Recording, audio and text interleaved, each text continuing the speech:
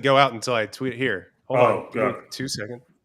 Send It's the like- it's literally your tweet. Send the link. Where's the link? Yeah, millennial. I always feel like I'm putting the wrong number of L's in there, no matter how many I put in There there. are too many fucking L's in millennial, which, brother, that'll preach. Millennial. Anyway, hi, welcome. Millennial. I'm putting the link in the chat. All of this is staying in the beginning of the podcast, by the way. Of course. Welcome to One Take Podcast, episode 165. Is it 167? God damn it. Teach, the link is in the private chat. Anyway, this week we are reviewing Dune Part 2, otherwise known as Dune to the Streets, aka Dune 2 Electric Boogaloo, aka Too Dune Too Furious, aka Dunes. See, with the S. Dune Strikes Back. The Dune Strikes Back was the one that you tweeted today. I love that one. Son of Dune. That's actually Children of Dune is actually a book, by the way. Oh, really? That's sick. Okay. Yeah. Which I looked up the Wikipedias to that because I was like, all right, how does this progress? I was like, maybe do I want to read these books? You know, not a big reader over here per se, but I was like, do I want to read these books? And guys, I know this is weird. These things get progressively more weird as they go on. Just look at the Wikipedia for the next 6 books and kind of skim those. It's really interesting. But we are joined by Dune expert. No, not Dune expert. Just do not call me that. Like, do not put that on me. You are setting the expectations very high, and I resent that. Do not put in the newspaper that I am a Dune expert. No. Do not quote me. I will perjure myself. We are joined by Derek Foltz.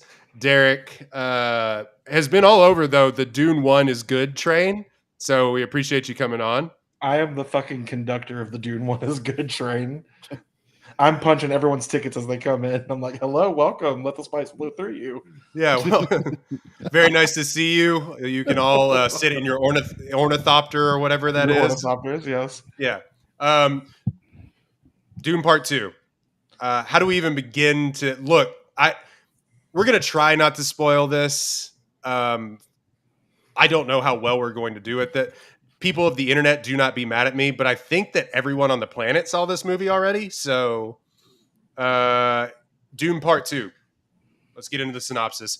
Came out this week, PG-13, which I was shocked by. 2 hours, 46 minutes, 9.0 on IMDb. That is good for, like, I think the number 12 rated movie of all time on that website. Oh, wow.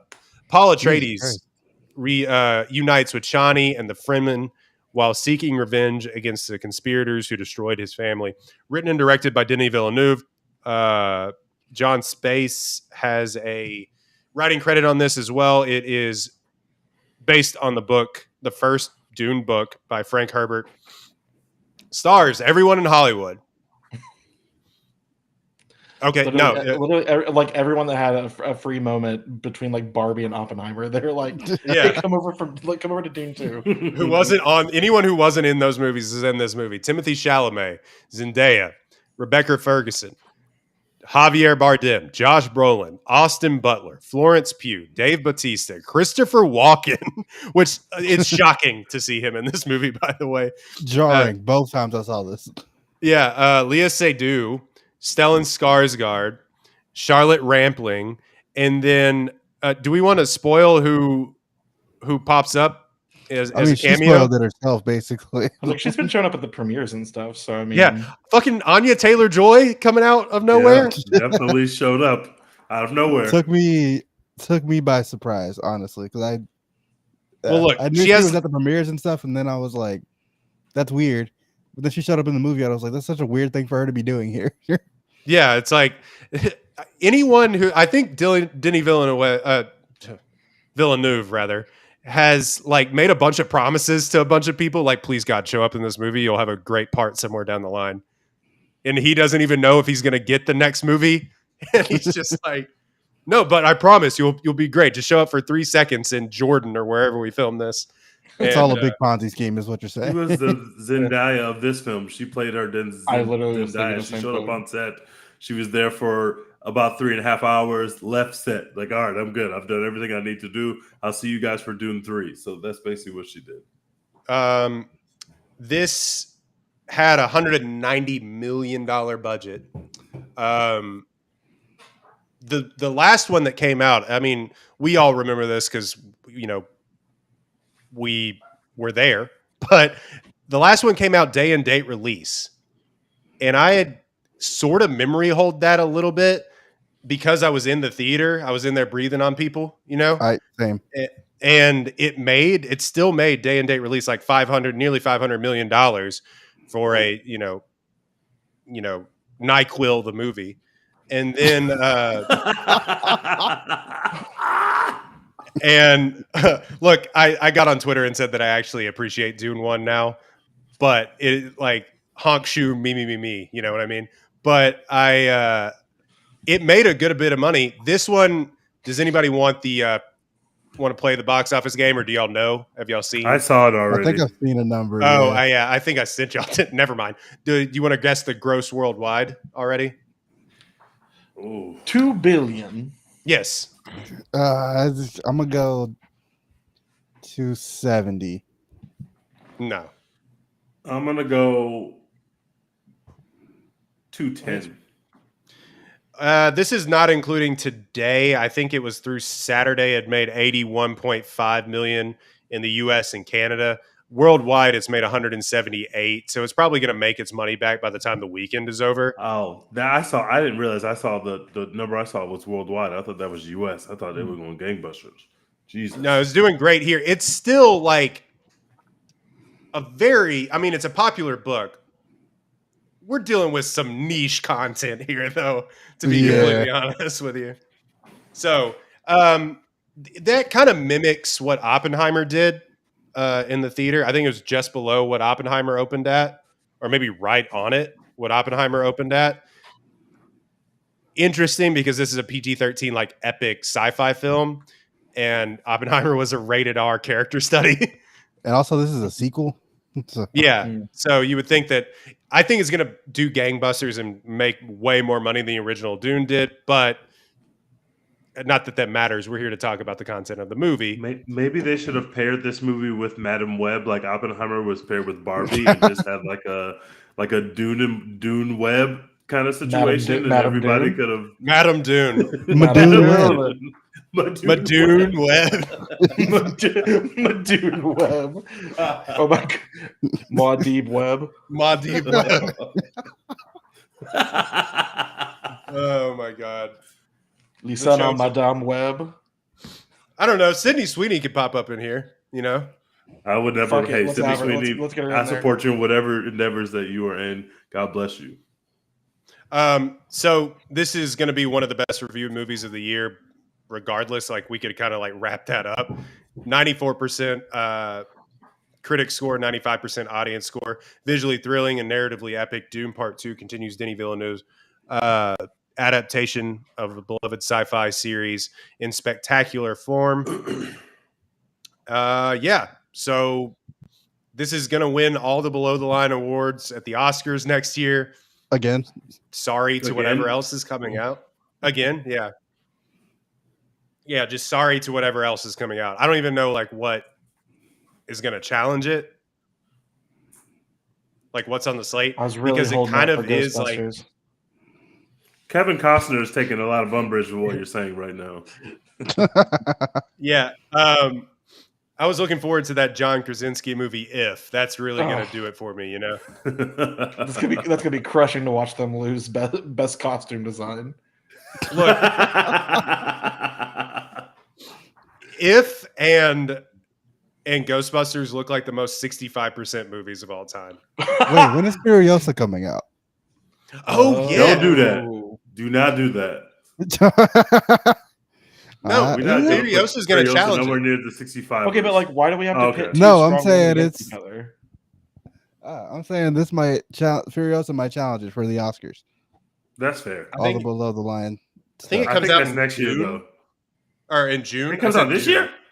Yeah. It comes out this year. Well, think it comes out in June, so we'll see. Why are we pitting that trailer looks incredible. Like, that's going to be insane for cinema, man. Oh my, this summer is going to be an incredible summer for cinema. I cannot May 24th is the release date I'm seeing. Hey, I know we're going to be talking about Dune, but by the way, that Kevin Costner having the gall to put out a 5-minute long trailer about with not telling you what his movie's about. That shit looks ass. Kevin Costner, what are you doing, brother? He spent his own money to make this crap. That trailer was so long and it stinks.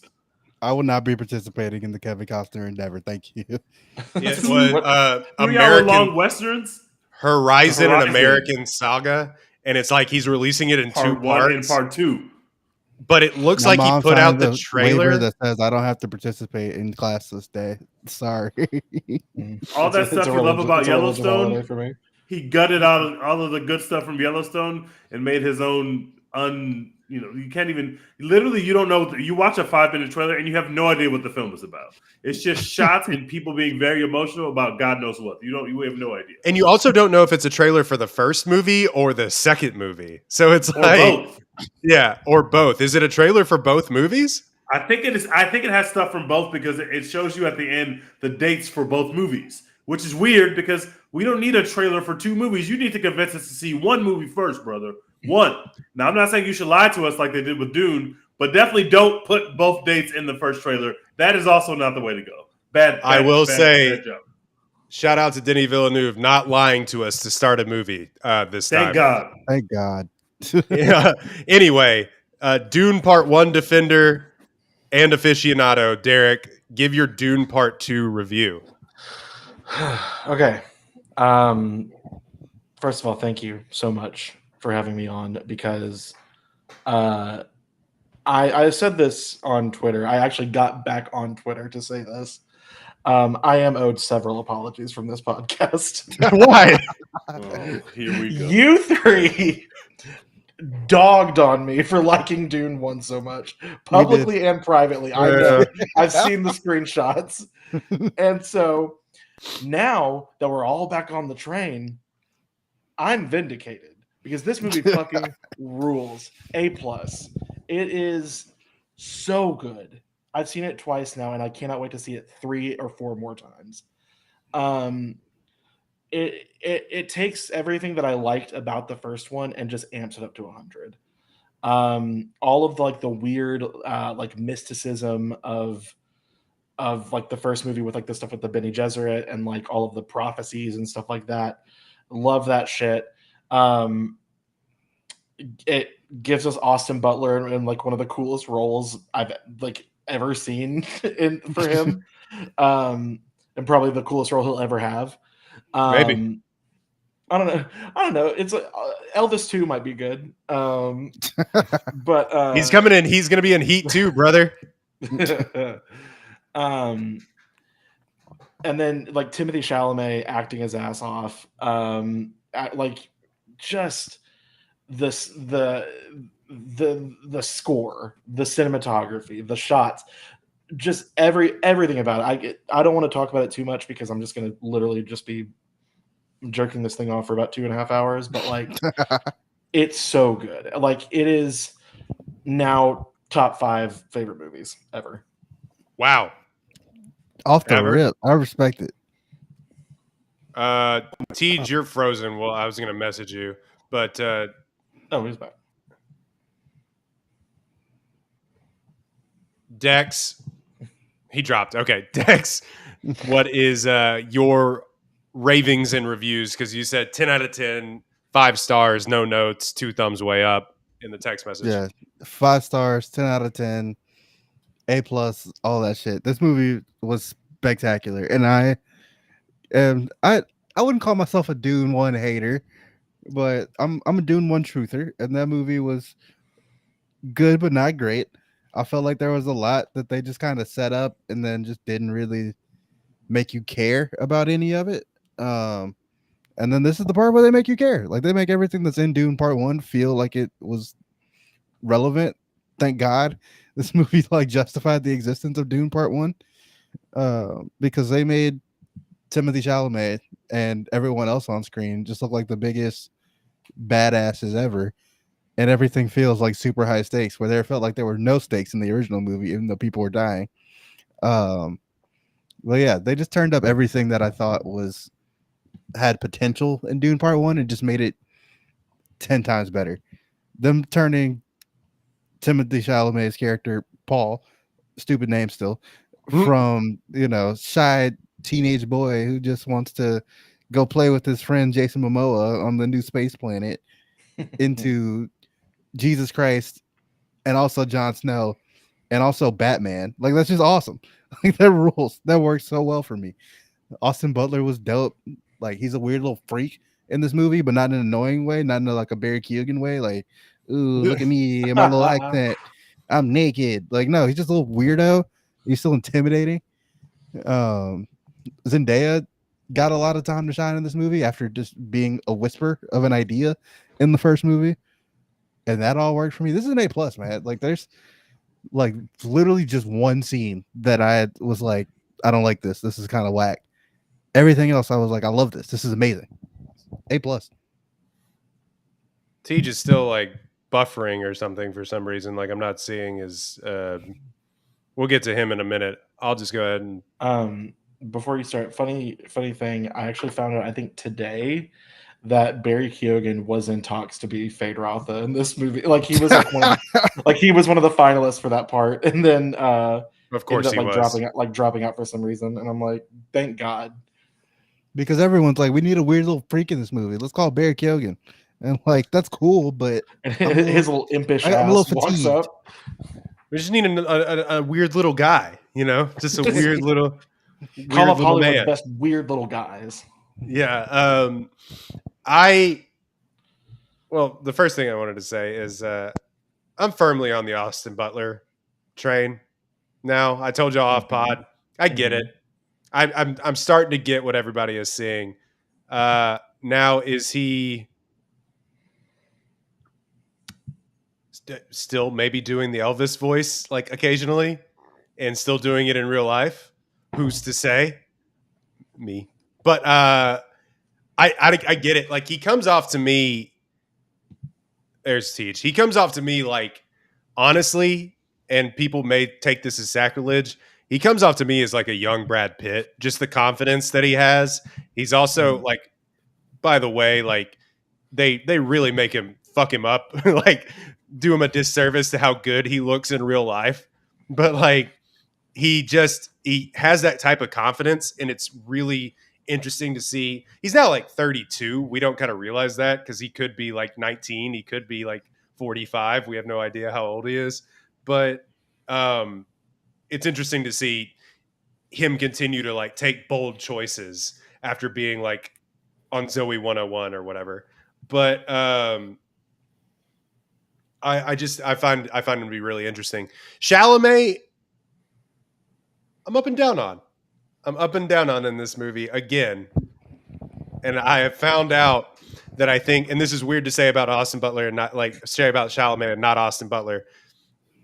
Chalamet's too pretty.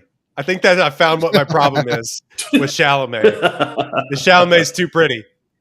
And him having to go be like rough and tumble warrior guy. I'm like, I don't know. Maybe I'm built different. I wouldn't let him cook me like that. I don't know.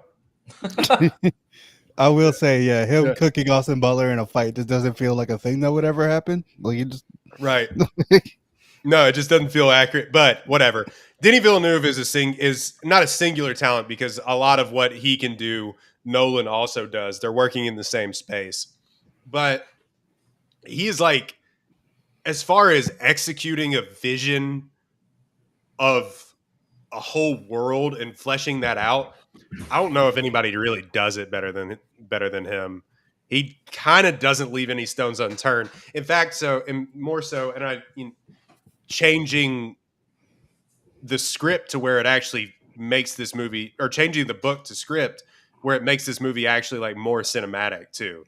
They like purposely took out storylines and gave Zendaya more characterization, because she's a movie star and he recognizes that she's a movie star and like actually lets her do stuff. By the way, this is like the first movie that Zendaya has done anything in since like 4 years ago, because she really doesn't do anything in the Spider-Man movies. Zendaya is Michi. Yeah, Zendaya is Michi.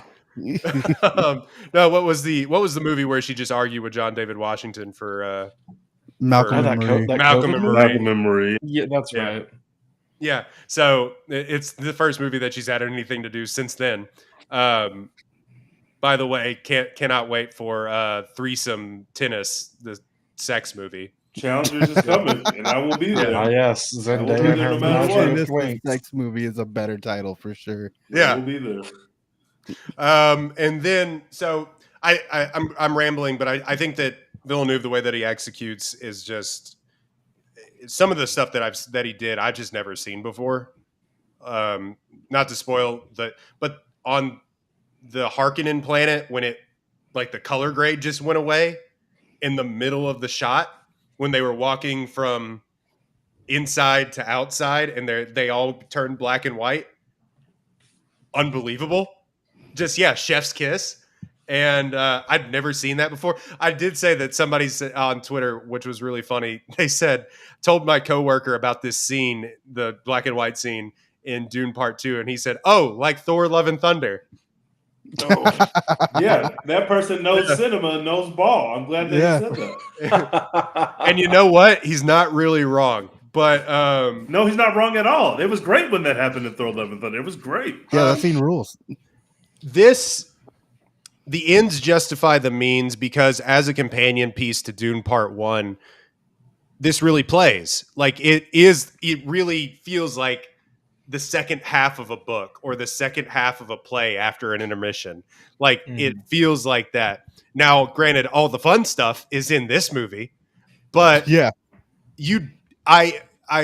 Dex, you had to take that you kind of don't need Dune 1 for this. I tend to disagree that I think that Dune Part 1, when watched attentively and actually on rewatch when you know what is happening, really plays into this movie, because I watched it the other night and I actually knew what was what.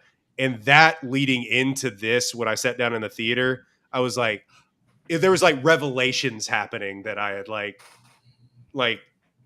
never experienced before with movies, where I'm like, oh, the puzzle pieces start to connect.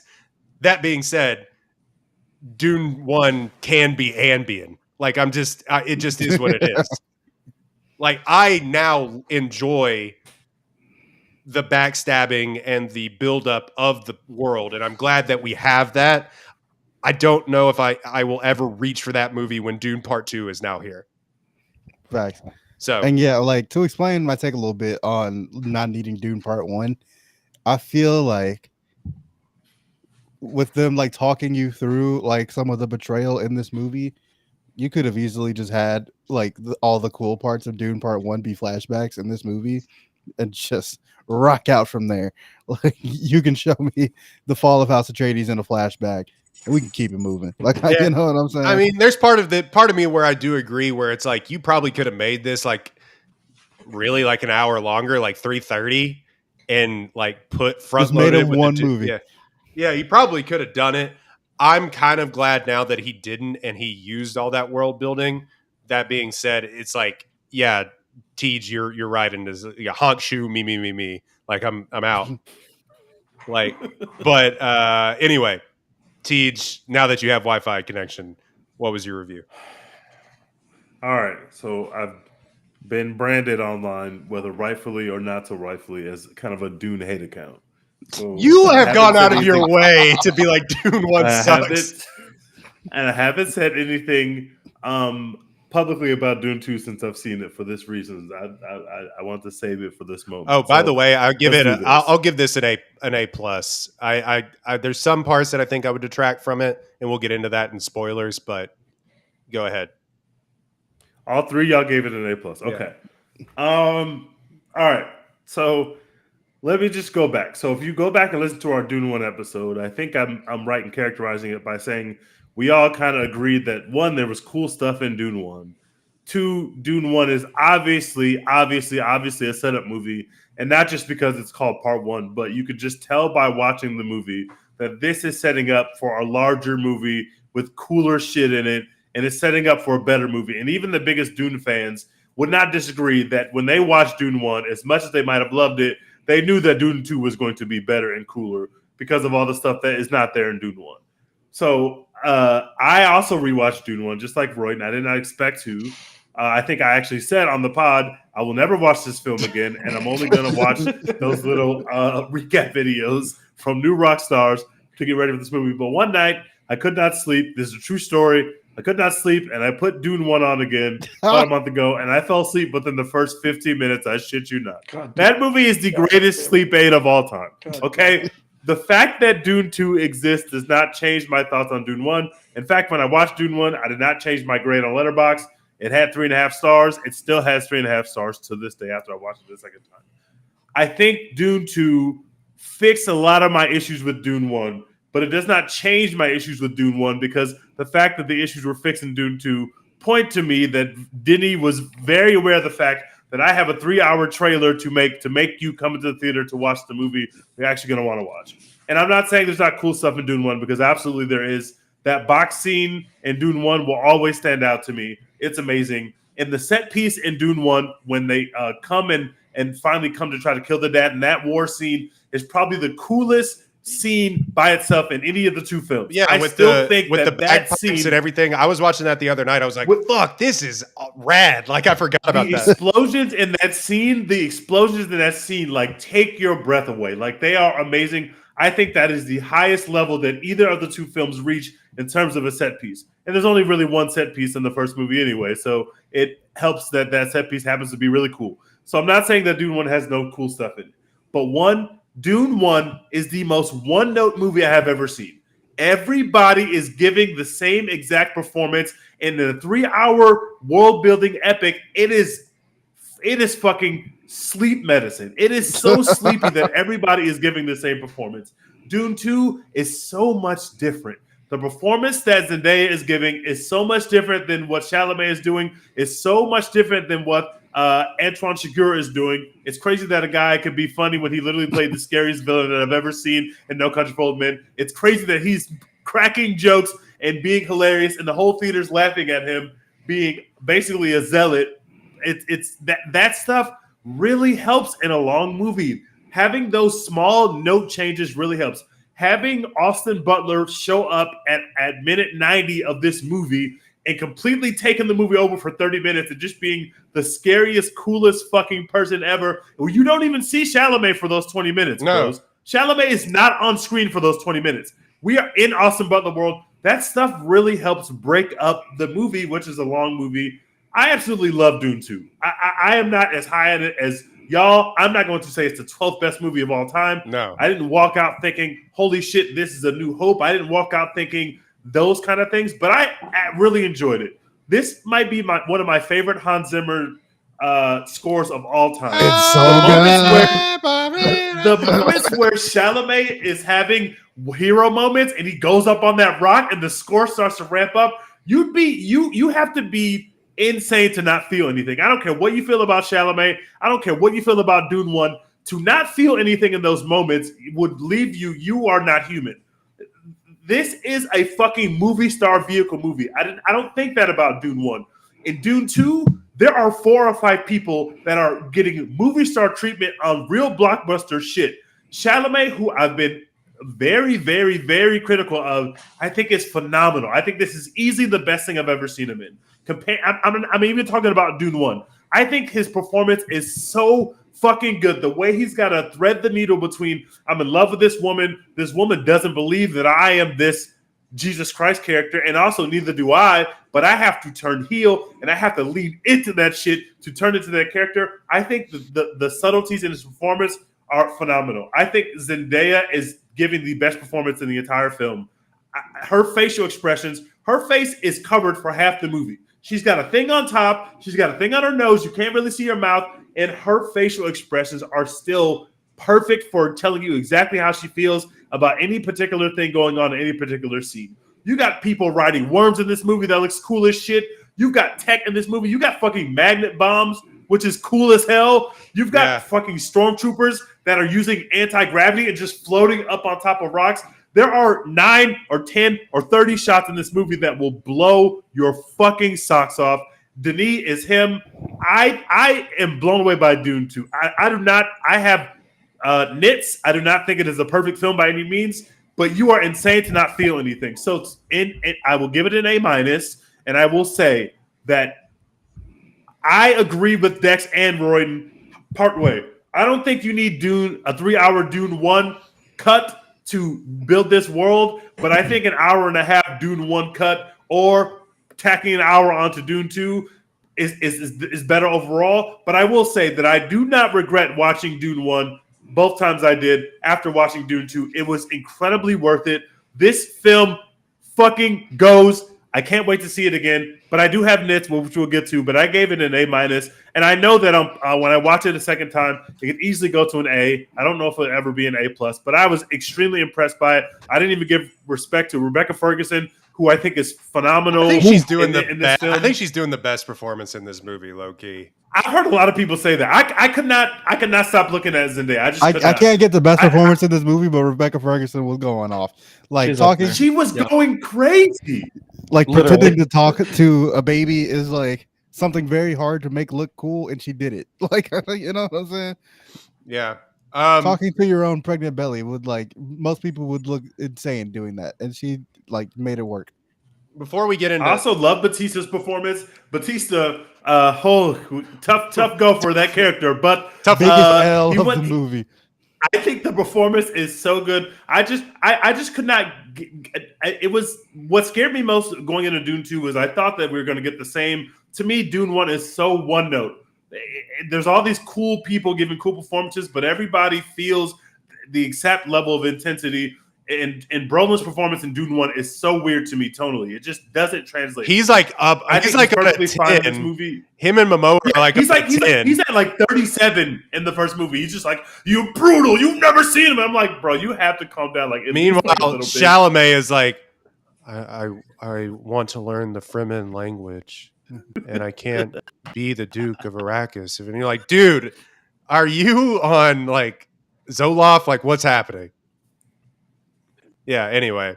So Paul exactly horrible name. Wadib, incredible name. Wadib, that's somebody I can respect. Wadib. That's a great name. I will never even though it's like oh no. The sandworm got him. The sandworm got Tej. Anyway. Oh god. It just came out at once. Muting you for a minute, buddy. He's popping off. Wait till your connection returns, and then we'll get you back on. So he's right though. Paul is a very stupid name, but Madib rules, and I will be saying Lisan Al Gaib forever now. Like that will be in part of my language forever. I think that like I'm pretty sure like Frank Herbert named him Paul because Paul's a biblical name, and like we're trying to like establish this like messianic figure, which is also like goes into the more like minutia of what this book is actually about. But yes, Paul, like you've got characters like Leto and like Vladimir Fade Rotha, which I think is like the coolest fucking name. Fade Rotha. Fade Rotha. Like catch the Fade Rotha. Yeah. That's what they called him on Getty Prime. And then you have Paul and Jessica. Right. It's like two people that I know. I know both Paul and Jessica. I know Paul's and Jessica's. Like that's not. You can't. I'm sorry. The chosen one can't be Paul. Like that's just not. I'm so sorry. A war in my name. Paul.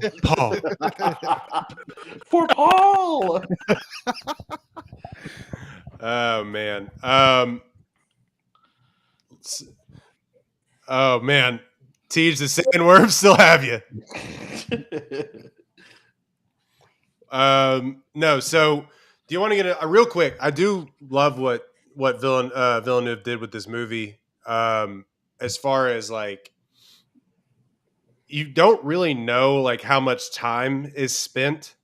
He kind of chooses to like start scenes in media res or whatever, where he's just kind of like, all right, he was walking across the desert. Now they're blowing up a spice collector. You know what I mean? He really is just like, you can follow it. You're smart enough. And I do really appreciate that for what he did. Let's get into spoilers. Hopefully Teej's Wi-Fi connection will be figured out here soon. So the movie really starting in media res. It literally starts right after the events of Dune 1. Like they're still walking in the desert. Next day. It's like the next day or like 5 minutes after Dune 1. They're still carrying that dude's body around. Right. So yeah, again, sorry, heavy spoilers for Dune Part 2. But no, so they're still carrying his body around and everything. And in that shot, and Tej mentioned it, the shot of the soldiers running from the sandworm and floating up onto the mountain. It's really funny, but it is. I knew we were cool in for a banger. I knew we were in for a banger at that point because I was literally sitting there like, they can do that. Like, when they do that, that's like as they're floating up the mountain, like the score coming in as they're floating, I was just like, oh man, like it does. Like if it were just in silence, it would look very goofy because it's like, oh, they definitely look like they're on a harness right now or like on a thing. But as soon as you hear that, I was like, ooh, that's really cool. Yeah. So of course they do all that, and Paul finds his way to the. I forget what the town is called that's buried in the mountain, but Siege Tabor. Yes, absolutely. But before that, we gotta talk about a scene where like the bodies are just falling out of the sky, just thudding on the ground. Wow, that was just so fire. That was so what a way sick. to start them, man. What a way to start them. That was incredible. He's like looking head, stands there slowly, and then just crashes to the ground, and they show you the body just thudding on the awesome. He's like looking up, and he's like, "What the fuck is that?" Oh shit! Like he's like, no. So I just found all of the world building stuff, especially like he's so in tune with what kind of like the source text says, especially like how they collect water from people's bodies and like all that stuff and all the inventions and little gadgets that he puts throughout the world. I don't think there's been like sort of a more realized blockbuster to me. And this is, a man who has only seen 3 films since Inception, where he like builds out this sci-fi world and what the inventions and gadgets do.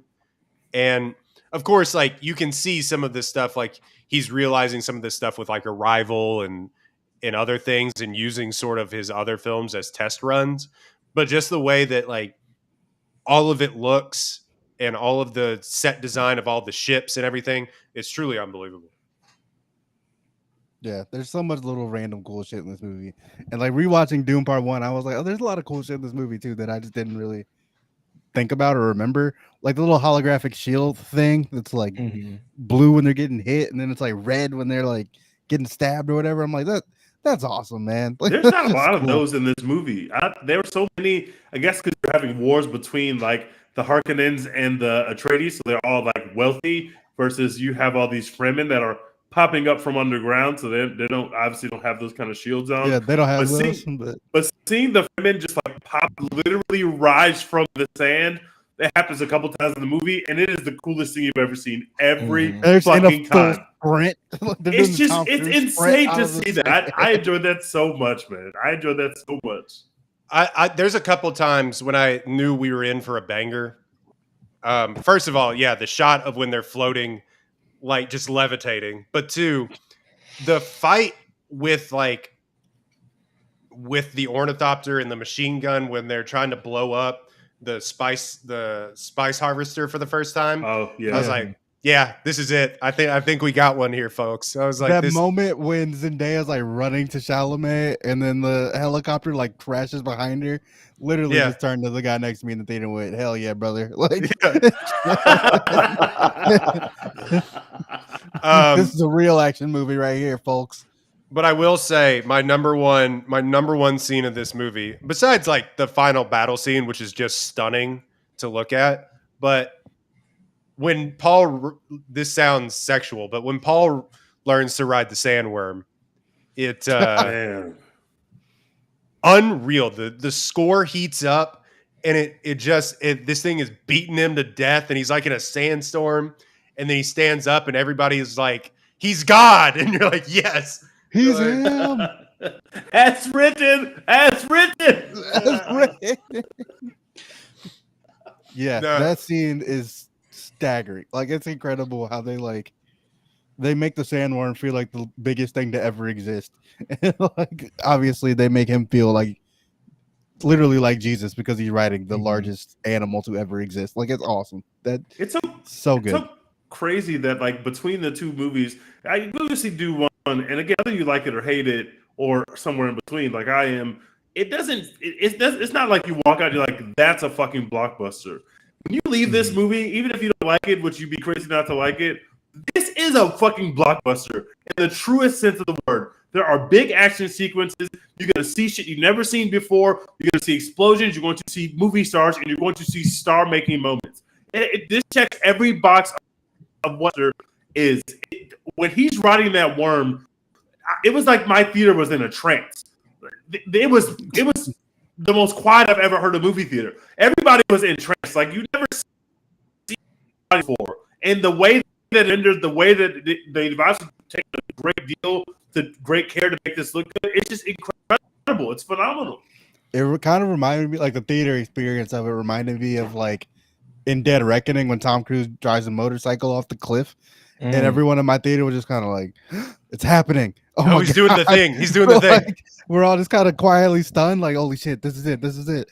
And then like the scene is over and you're just like, yeah, he fucking did it. Let's go. Like, that's exactly how I felt watching this. I'm going to bring up this moment. And again, it's one of those, like, whether you love this movie or hate it, like the scene in The Last Jedi, the Holdo maneuver, where they just like light speed through the Star Destroyers, and it just, the sound cuts out and it's just quiet.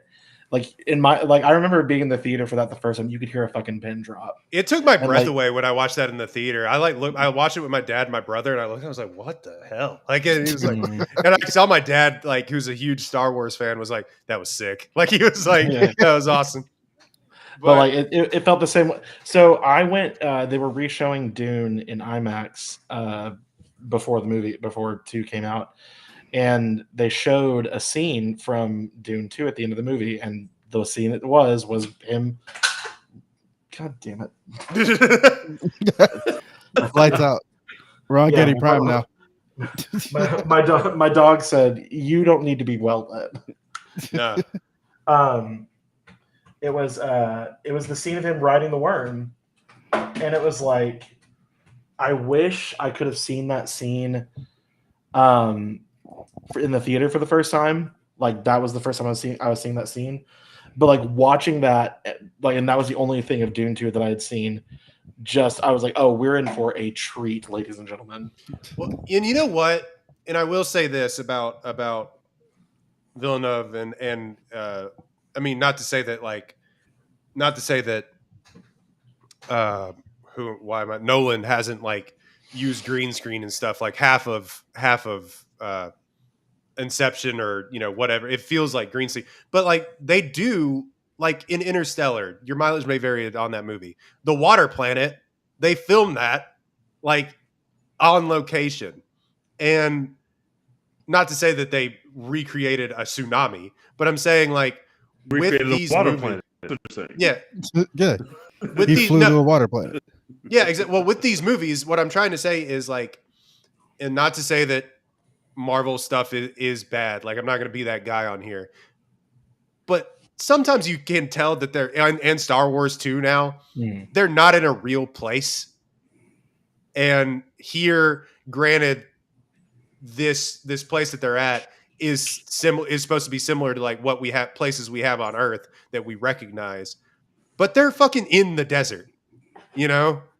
And you can really tell that, obviously. They're running up sand dunes and doing stuff. And like all of this feels, I use this word a lot, tangible.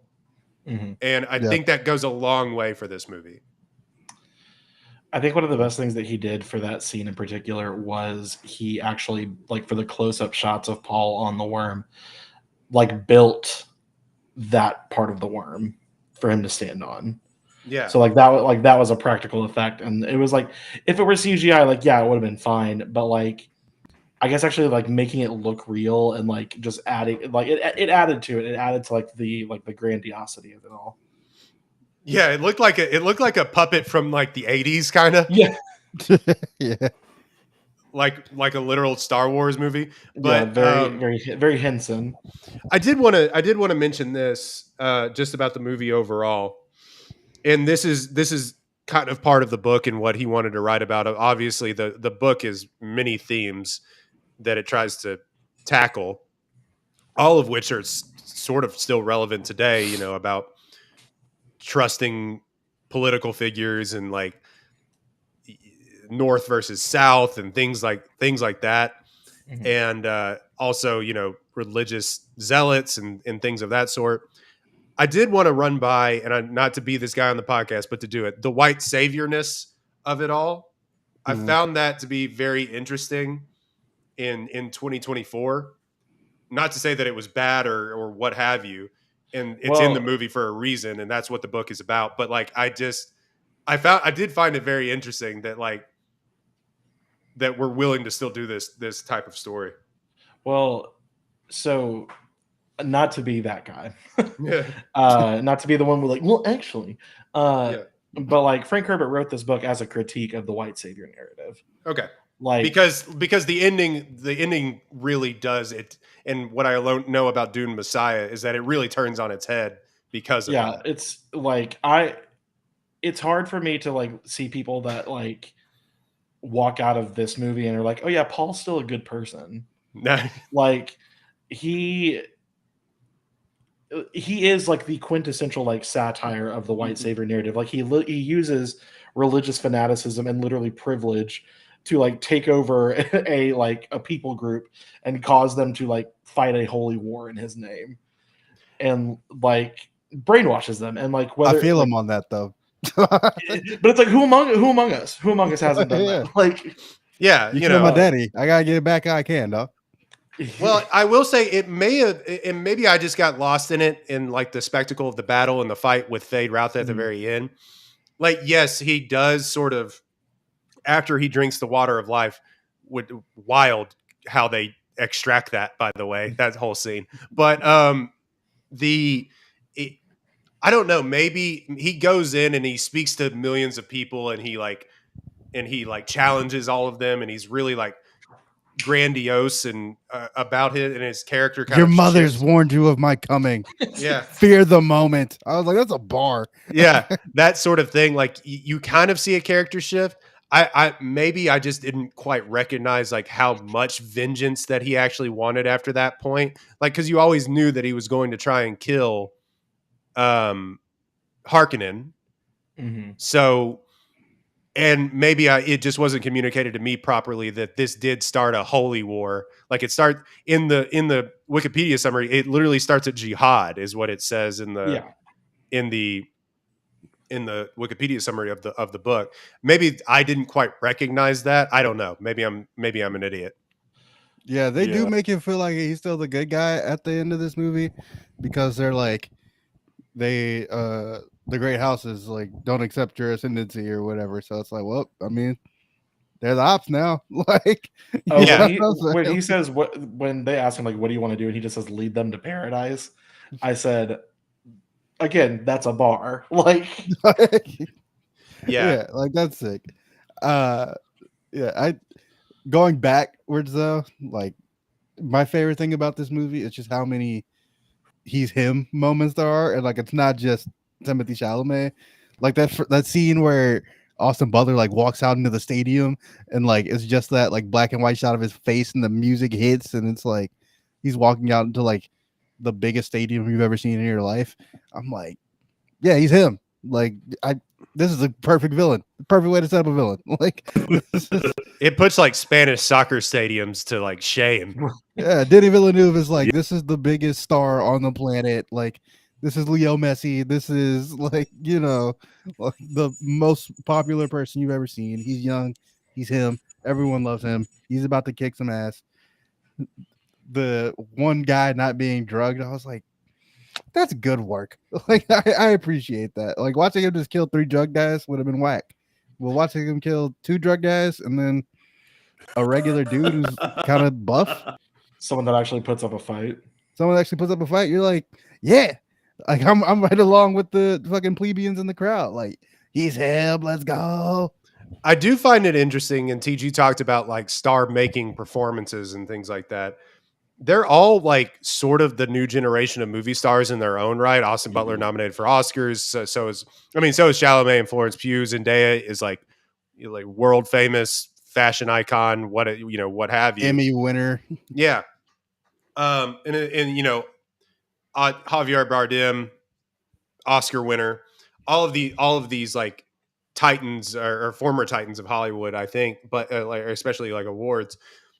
I'm interested. I kind of think that this movie could have succeeded without the weight of movie stars, but having recognizable faces in it helped it that much more. I don't know. Teej, do you have anything to say about that? Well, I just want to point out that one of the times that my internet was in making a passionate joke that is a savior film since Passion of the Christ.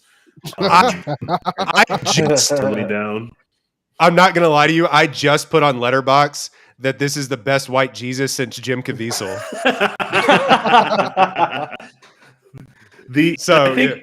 I think that tension that I also felt that Roy was talking about the white saviorness of it this is what interests Denis more than anything. You could tell that like because the way that the Zendaya character is rewritten around this shows you that he cares about this tension.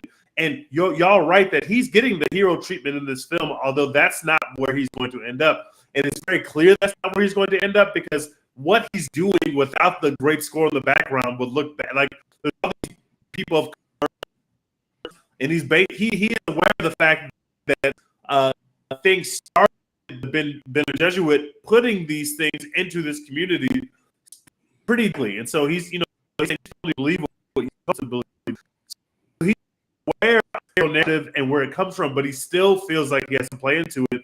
And I think that we're playing with that. He's presented as a hero that's going to be turned on. And I could tell from this movie that he's going to turn that on. So it didn't bother me in as much of itself. And it really sets up Zendaya of being our smartest character because she's going for this shit. Even after they win the battle at the end, she's like, and I don't want to say that, but obviously there are other reasons why this really is. But with that, the whole film, I think we should save ourselves. This white man is so resistant to the other white. Right. No, I completely agree with that he's very interested in that. He's also interested in like do things like, can you shape your own narrative or have they already been set in place in general? Like, do you control your fate or is fate already been predestined for you? I found that very interesting because it's like the Bene Gesserit, yes, has put all of this into motion, but does it happen because Paul accepts it or does it happen because it was always going to happen? I found that very interesting. It's funny because it's like in the first movie, they bring up like the Reverend Mother brings up to Jessica. She's like, he's not supposed to exist. Right. Like she's like, we were told specifically to only have girls. And I just think it's really fun, like really interesting that like they had like the Bene Gesserit have this whole idea of the Kwisatz Haderach, like the basically the ultimate power, and then the Fremen and all the people in on Arrakis have the Lisan al Gaib. and it's like Paul was never even really supposed to be any of that. Right. He just kind of like falls into place and is like, oh, okay, I guess you're the Messiah now. Like, yeah. And so then the Bene Gesserit are like, okay, like this was not supposed to happen, but and then let's roll with it. No, like I think one of the coolest lines. I think one of the coolest lines in the movie is when the princess is talking to the Reverend Mother, and she's like, "We need to plan, or like, how are we going to plan for this?" And the Reverend Mother's like, "We're the Bene Gesserit. Or we need to hope for something." And where she's like, "We're the Bene Gesserit. We don't hope. We plan." Yeah. And she's like, "We're not." She's line. like, "We're just not gonna hope that this happens. We're gonna make sure that this happens." I will say though, and like we can use this moment to get into some of our nitpicks because this is my biggest one.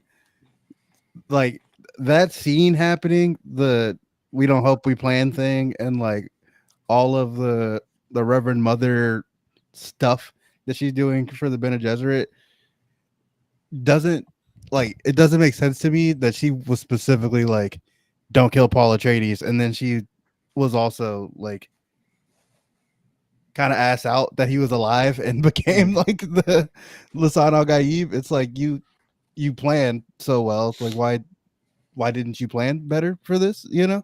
Yeah, I think it's almost like she realizes like it's starting to get out of control. Like because it's like the Bene Gesserit like have such control over literally everything that's happening in the galaxy, like politically and and things like that. And then once Paul starts like really falling into the prophecy and starts like actually like he's like, no, yeah, like I am the voice, like the voice from the out, like or the voice from the outer world or Voice from whatever. the outer world, yeah. Yeah, and she's like, okay, we're gonna have to go back to the drawing board. let's look at Fade Rotha. What are our contingencies? Psychopath. Let's do that.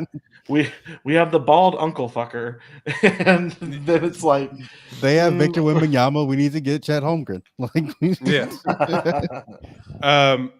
No, my nitpick is I already said it is like maybe it needed to be communicated there at the very end more. And I know that Doom Messiah is probably going to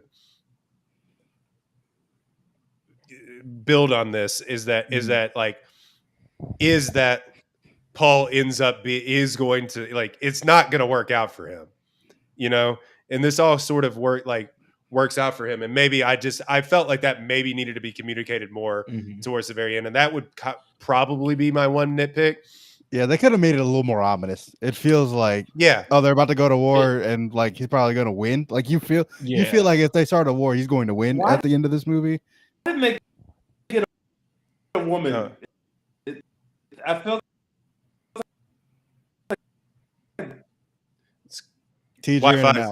Wi-Fi's kicking your ass right now, man. I heard why'd they make, and then I heard woman, and I'm like, what? Yeah. So it feels like they would have. Oh, that damn dropped again. I guess we'll never know. But yeah, they could have made it a little more ominous. Feel like the future was a little more tenuous than it feels in this movie. Because like they're going to war, but it like doesn't feel like they're in danger of like losing that war. It's like the movie really wants you to look at Chani and like understand that she's the one we're supposed to like side with. Of just like we should see Paul becoming, you know, space Hitler, and like really just be like, oh no, this is not good. But it still paints Paul as a hero. Well, because he wins, he gets everything that the first movie sets up. That like I was like, he's the emperor. He is now like going to like rid the world of like rid the galaxy of corruption. He gets he's going to kill these colonizers. Like it's like it's like the colonizer killed the bald colonizer, and it's like and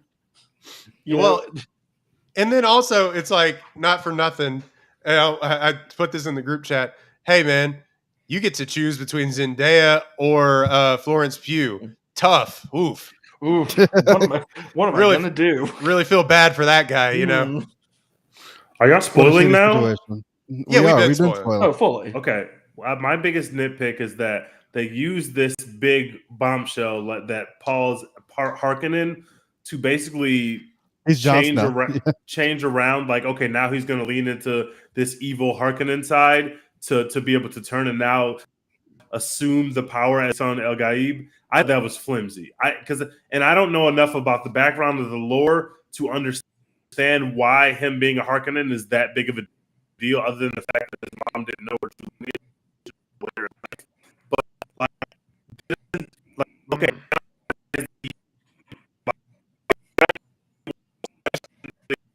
That felt like a period.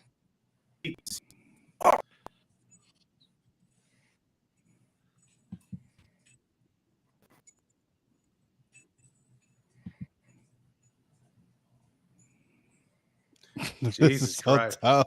Oh my god. I'm gonna have to do some hard editing. No, I thought like I was watching y'all and I was like, do they hear him?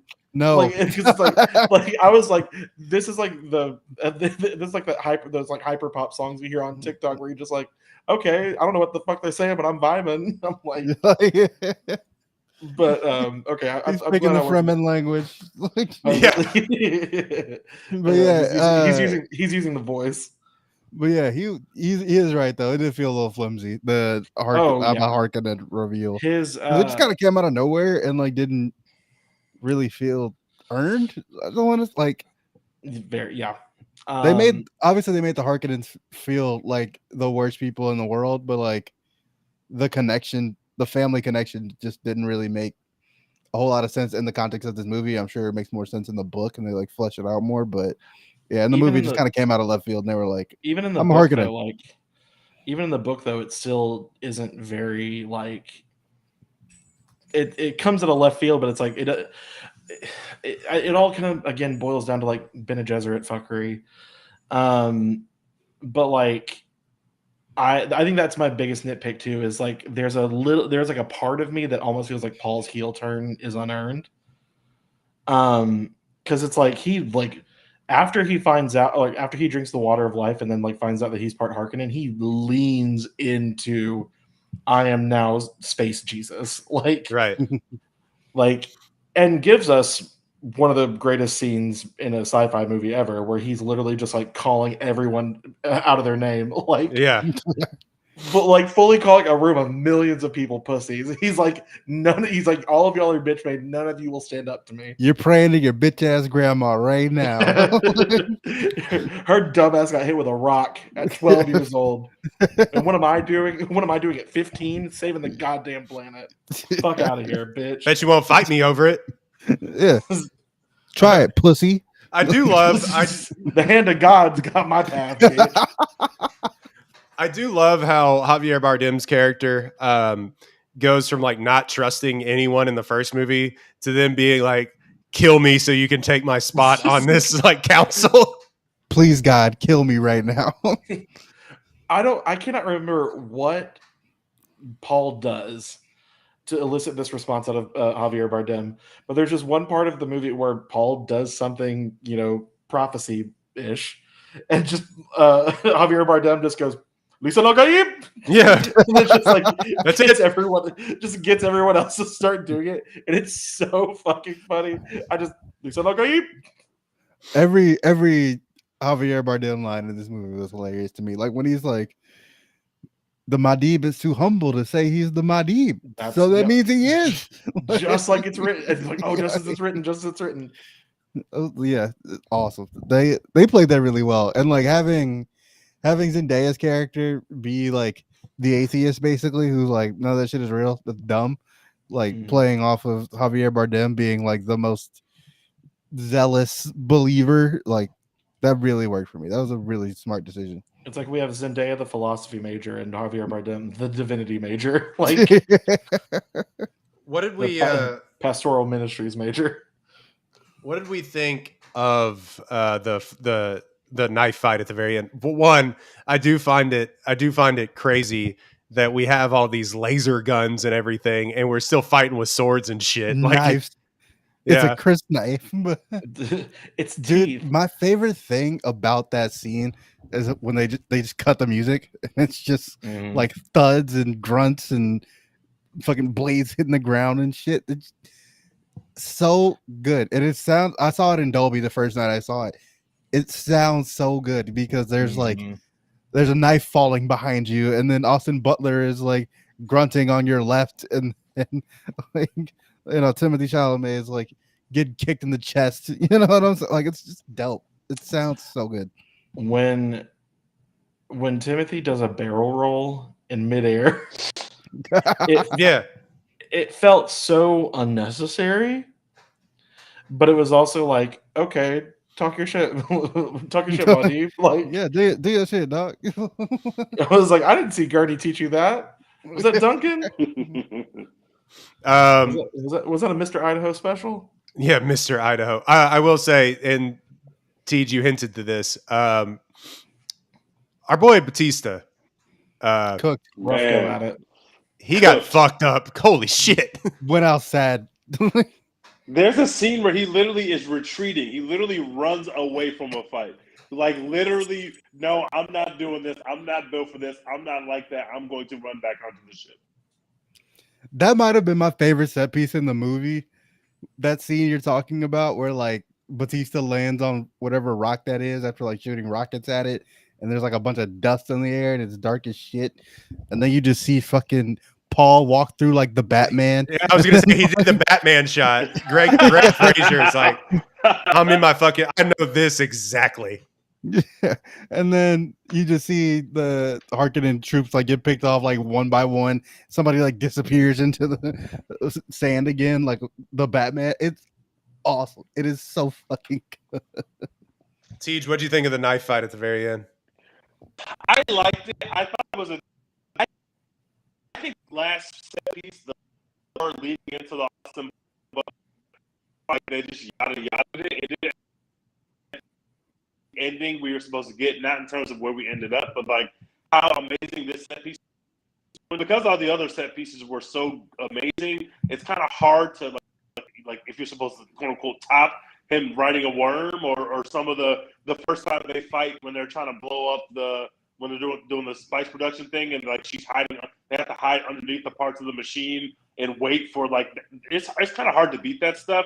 So I understood, but compared to the big fight sequence that we got in the last movie, this one felt like so short and like, okay, well, we just had to in the movie now. It was okay. I the fight scene with I could have taken that fight scene between him and the main villain to last a little longer. I would have liked that, but overall, I didn't hate it or anything. It was good. It just didn't feel like it was the high that I expected us to go out on. They build up Austin Butler enough to where you're like, okay, this guy needs to die. Like, I get it. But like the confrontation between him and Chalamet, it's like, all right, now I got to fight you. And that's maybe just a source material. We need them. Yeah, it's like they like, what do they got beef other than like he's a Harkonnen, you know? Like, I mean, I got that part because it was like, that's the champion for the Emperor. He's not going to fight Christopher Walken. You know what I'm saying? He's going to fight the guy who can actually fight. However, I would have liked to see it. Yeah. Christopher Walken, and like, if you just had a squash match with Christopher Walken, movie ends, that would have been fucking hilarious. I'm the Emperor now. If Christopher Walken would have given like an Emperor Palpatine in episode 3 performance where he's just doing flips in the air. Or he just does like the King Boomy in Avatar. He just rips off his shirt and he's like ripped. Yes. He's like, all right, Muad'Dib, show me what you got. You want to challenge me in a knife fight? I don't know. Over Pugh steps up as the champion. Yeah. First of all, Dex, you said it. One of these days, we're going to get Florence Pugh something to do in these films. We have to. She's so good. We have to give her some actual things to do in these blockbuster bangers that she's in. But she's absolutely that will win Oscars every time she's on screen. It seems like these movies will win Oscars, but she won't be nominated. She's going to have a lot more to do in Dune Messiah. I would imagine. I haven't read the book. I would imagine she's going to play a much more central role in Dune Messiah as his concubine or as his wife. By the way, Wadib did My Black Queen so badly. Respect that, brother. Wadib, that's when I knew for sure that Wadib is actually a villain. You don't treat a black woman like that on screen and just get to be the good guy. And so I knew for sure, Denis knows what he's doing. Wadib is definitely not our hero in this story. That was seeing Zendaya get on the go to ride her worm with tears in her eyes. That was one real cinema, but two, I felt so bad for her. I knew I shouldn't have trusted this white savior ass nigga in the first place. Now look, I got my fucking heart broken. Wadi, you are a horrible person. Horrible.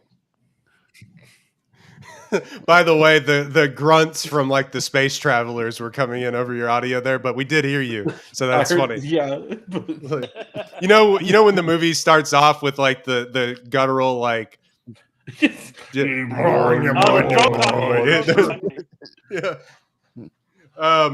So I will say that you know what the funniest part of the movie is to me, and I know this is like the book or whatever.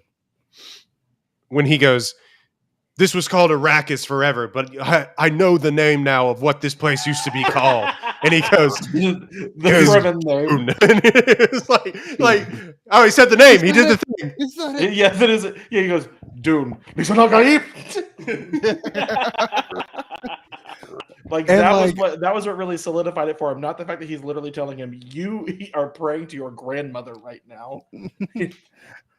And like it was funny both times. Like in Dune Part 1, when the Baron goes, "My Dune," that shit got the same exact reaction out of me. Like, oh, they just he said it. Like they just had to throw it in there. Like, you know, they just had to force in. Somebody just has to say Dune so we can know why this movie is called Dune. And, like, did somebody say Dune? Drink. He said the thing. I have a question about the Fremen that I don't really understand. When they are praying, obviously, like they are. This is like straight Islam, but like when they are praying, who are they praying to? To the eventual Lisan El Gaib, or are they praying to some God that's going to deliver the savior to them? I don't know. Yeah, I have no idea. I think they literally view the worms as their god. Like I think. Oh, they did say that. Yeah, I think Shai Hulud is their god. So it's like when they pray, they're praying to like the worm. Anything else we've been going on for this for an hour? Do we have anything else to say about this movie? I mean, another one of my favorite scenes is again right before the knife fight. It's not really a scene; it's a moment. But when the Reverend Mother like talks back to Paul and he just uses the voice on her to say silence. And then she falls back and she just falls back. She's like, abomination. And then you just see Lady Jessica's like, talk your shit, Paul. Talk your shit. Cook her. Expose her. Expose her. I will say I saw that scene from the original Dune, like the 1980s version, put Very into. Funny. It's hilarious. If you haven't seen it, yeah, she goes, but also the voice sounds crazy. It's like, I don't know. It sounds like they did it through a like a.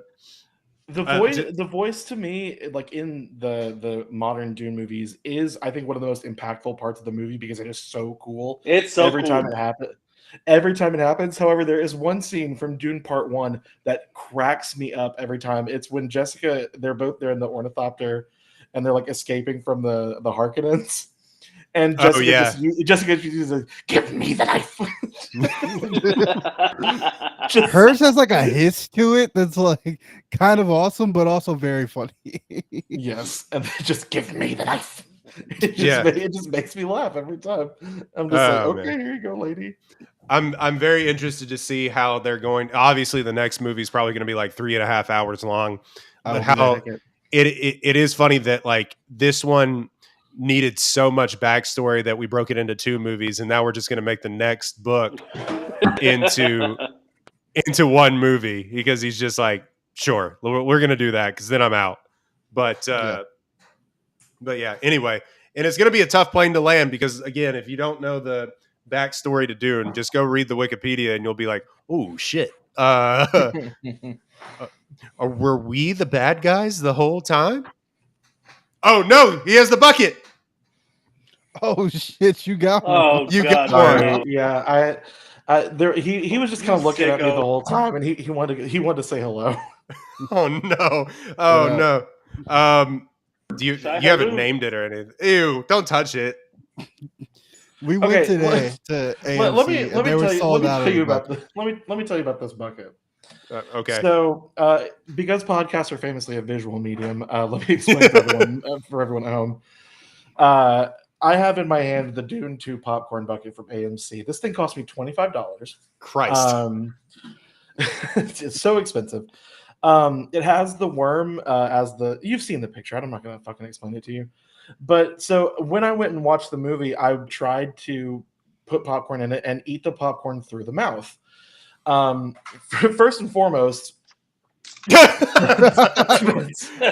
doesn't fit in the thing. That's about as much as it gets. But like I like finally get it in, after, oh my god! After some lubrication, but you can't pull the popcorn out. Some lube and some pep talk. And so I grab some popcorn, and so I'm like pulling it out, and it has little rubber teeth on it. The teeth knocked the popcorn out of my hand. I'm like, literally not functional. No, and I'm like, this is the fucking Gom Jabbar. It's just, she says, put your right hand in the box. In the box. What's in the box? Pain. Oh my god. I just that's hilarious. It's so like buy it because it's fucking funny, but like it like take the top off. Just do not try to use the top to eat the popcorn. You will be like unfortunately very disappointed. Yeah, but the upside is that you can fuck it. Oh yeah, no. Like, do not forget the fact that like it's fuckable. Yeah. Like, you think I got all that extra butter on the popcorn for no reason? Listen, we at the One Take I felt the water of life in there for sure, brother. Like, oh no. Brother, I shine on that halloud, if you know what I mean. You shine. She gone on my Jabbar, if you know what I mean. She shied and then high halloud, she shied, she gone on my Jabbar until I'm Muad'Dib. Oh my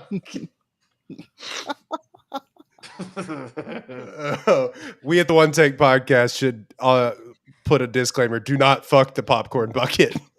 Hey, man, as a guest, fuck that bucket, bitch. Like, get it in. Oh my god, Christ almighty. Okay. I speak for the entirety of Apollo Entertainment when I say fuck the popcorn bucket. Oh man. Get some extra butter on there. That's actually how you become the Lisa Al-Gaib. That's how you become a Fremen. You have to ride the worm, if you know what I mean. Or Bennett Gesserit, baby. Bennett Gesserit. Ben Gesserit, you know. He will know our ways. So he started fucking the bucket. He's like, bitch, I've been knowing. That's unbelievable. I can't believe you paid $25 for that thing. But then again, like all of our friends were like, I gotta find that fucking bucket.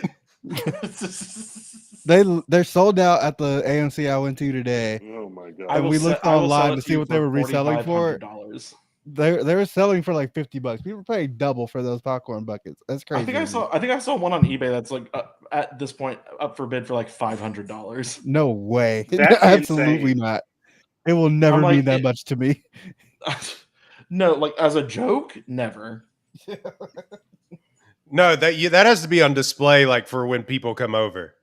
But it's just like sure. That was in the entryway, as like a centerpiece. Insane. It's I need the Devil Wears Prada scene where it's like, is that the Dune 2 popcorn bucket? Yeah. Yes. Well, I have it available for my hookup, so like whenever we get started, I'm like, I don't know what you're into or anything, but like, okay, so holy shit, this is going to be nominated for 1,000 Oscars. I can already tell. This feels like remember when, I don't think this is going to be the case because I don't think that Dune 3 is going to be like Lord of the Rings Return of the King. But like this feels like the ramp up that the Two Towers had when everybody was like, all right, the first movie was good. We had a set piece that everybody remembers towards the end. But now we're just kind of like, now we're really moving. And this is where people have started to recognize these as potential game changers. But this will be nominated for a ton of Oscars. Oscar nominations for this year. However, we're going to do our predictions while Tej is still with us. Let's see. Actor in a leading role. 2024 Oscar nominations and predictions. Nominees: Bradley Cooper, Coleman Domingo, Paul Giamatti, Cillian Murphy, Jeffrey Wright. I don't think an award has ever been more locked up. I was gonna say, does anyone have a pick that's not Cillian Murphy? Because like we could just keep it moving, to be honest. So I mean, it's gonna go to Cillian Murphy. This is a lock. It's a lock. However, I do want to just point out that Paul Giamatti gives a really good performance of The Holdovers. I loved his performance. The detractors are on this podcast, by the way. I am here. I am okay. them. You know what? Let me go ahead and just be quiet then, because I don't know how much more how much more hot takes I can get on the pod. How much more abuse you can take? Yeah, it's like I've started going to therapy, so it's like I don't need any more things to talk about in there. So I'm going to look at. I'll say though, like I'm not like Paul Giamatti is very good in the movie. He didn't. I didn't watch that and think that's an Oscar winner. You know, personally, I didn't watch the movie and think that's a Best Picture nominee. Like it's a good movie. Yeah, I can see why people like it. I can see why people love Paul Giamatti's performance, but I just can't get the Oscar winner personally. I mean, Cillian Murphy's getting the Oscar. Like that's a given, and like I would think like rightfully deserved. But I was like, if we were gonna throw another name in there, yeah, it's gonna be very cool to see either him or like maybe Jeffrey Wright. Yeah, yeah. I mean, and he's been like, it's tough when you do this for like cool. so long. It's gonna be cool to see Cillian have that moment. Yeah, it's tough when you have to do like 18. Like the Oscars just need to start like bump up. They need to go in February instead of March because we just now know who's probably going to win, and it's tough to like see all of them have to do their like speeches already. But because like right now, Cillian Murphy is going off at 16-5 odds on Gold Derby. Paul Giamatti is coming in second. So yeah, it's kind of locked up. But 16-5. I don't know what that means, but we'll see. Actor in a supporting role: Sterling K. Brown, Robert De Niro, Robert Downey Jr., Ryan Gosling, Mark Ruffalo. Also locked up probably. I think all the big six is locked up. To be honest with you, I don't expect any surprises. I mean, they're not surprises if you expect them, but it feels like all the major categories are locked up at this point to me. Yeah. Robert Downey Jr. going off at 3-1 odds right now. Coming in second though is Ryan Gosling making a push, which would be hilarious. Deserved. Okay. Yeah. Sure. Like I love Barbie. I thought it was one of my favorite movies of the summer. I just like in this roundup, I'm like, I don't know. I'm like, I feel like any other year it would be Ryan Gosling's. But like right now, I think it's locked up. I will say this is a very strong year for Best Supporting Actor. I agree with that. Like Mark Ruffalo in Poor Things is incredible, utterly hilarious. He's great. He's great, and he's not even getting consideration from most people. And that's really weird. Is that like some holdover because he played like the Hulk for like 20 years? Maybe. I don't know what it. I feel like. I mean, but Robert Downey Jr. played Iron Man. He's about to win. You know? That's also true. So I don't know. So Best Actress in a Leading Role, again, probably locked up. Annette Bening, Lily Gladstone, Sandra Hüller, Carey Mulligan, Emma Stone. There was maybe a push. Like this may be like the most toss-up of all of them, but I think because of the Actors Guild Award went to Lily Gladstone, it's probably her, right? I don't think this is a lock. This is the one I don't think is a lock.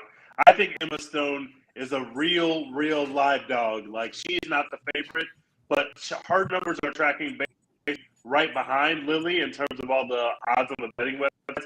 I think there's a real chance that Emma Stone will award. So I don't think this was locked up at all. I feel bad for saying it. I want Emma Stone to win. I think Emma Stone is so good in that movie to me. She is really good, but like Lily Gladstone, I also think is really good in Killers. Like she was my favorite part of Killers of the Flower Moon. I was like, agreed. She in my opinion is what made that movie worth watching. Well, yeah, and then she's not in half the movie too but she's having to do a bunch of acting where she's not speaking. It's a really interesting part. I mean, I'd like for her to see it, but again, we said on this podcast, it's like, ooh, when we all saw Poor Things, we were like, ooh, I don't know, Jim. I would be fine with both of them, with either of them winning. I think I would rather Lily win. I think that would be a little bit more significant. But I really, really, really love the Emma Stone performance, and I love a lot of her performances. So I'd be happy to see her win as well. Yeah, it feels like the Oscars is going to give it to like the woman who's never been nominated before, never won before. Emma Stone already has one. Emma Stone's a made woman in Hollywood. Like it is what it is, you know. Yeah. I think Sandra Hüller is going to walk away with that Oscar. You're right, Dex. So great performance by her. It was a kind of a bloodbath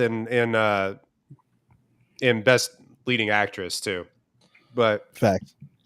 Best Actress in a Supporting Role: Emily Blunt, Danielle Brooks, America Ferrera, Jodie Foster, and Divine Joy Randolph. This feels like it's going to Divine Joy Randolph. That's Randolph. That's a lock. Oh sure. That's a lock. Do you have anything on that, Derek? Or nope? I agree. Sick. What if I was just like I was really gung ho for America Ferrera? Just like, listen, man, that would be the funniest Oscar ever. I'm like, not Cisa Puente winning an Oscar. That would be the funniest Oscar win of all time. Like, you think people were upset last year when what's her face won? Jamie Lee Curtis. Yeah, when Jamie Lee Curtis won, brother. The discourse would be nasty online if she won the Oscar. They would have to shut down the message boards. Funny. Like they would have to shut down the message boards. Like, yep. And it would be funny because it couldn't even be like Oscars so white. It'd be like just Oscars like, what the fuck are we doing? Like, you know, Oscars very wrong. Animated feature. Go ahead, Teach. I'm glad to hear that unlike the Lesan El Gaib, we support Black women. I like that. Incredible. Not my Messiah. not my Lisa. Okay.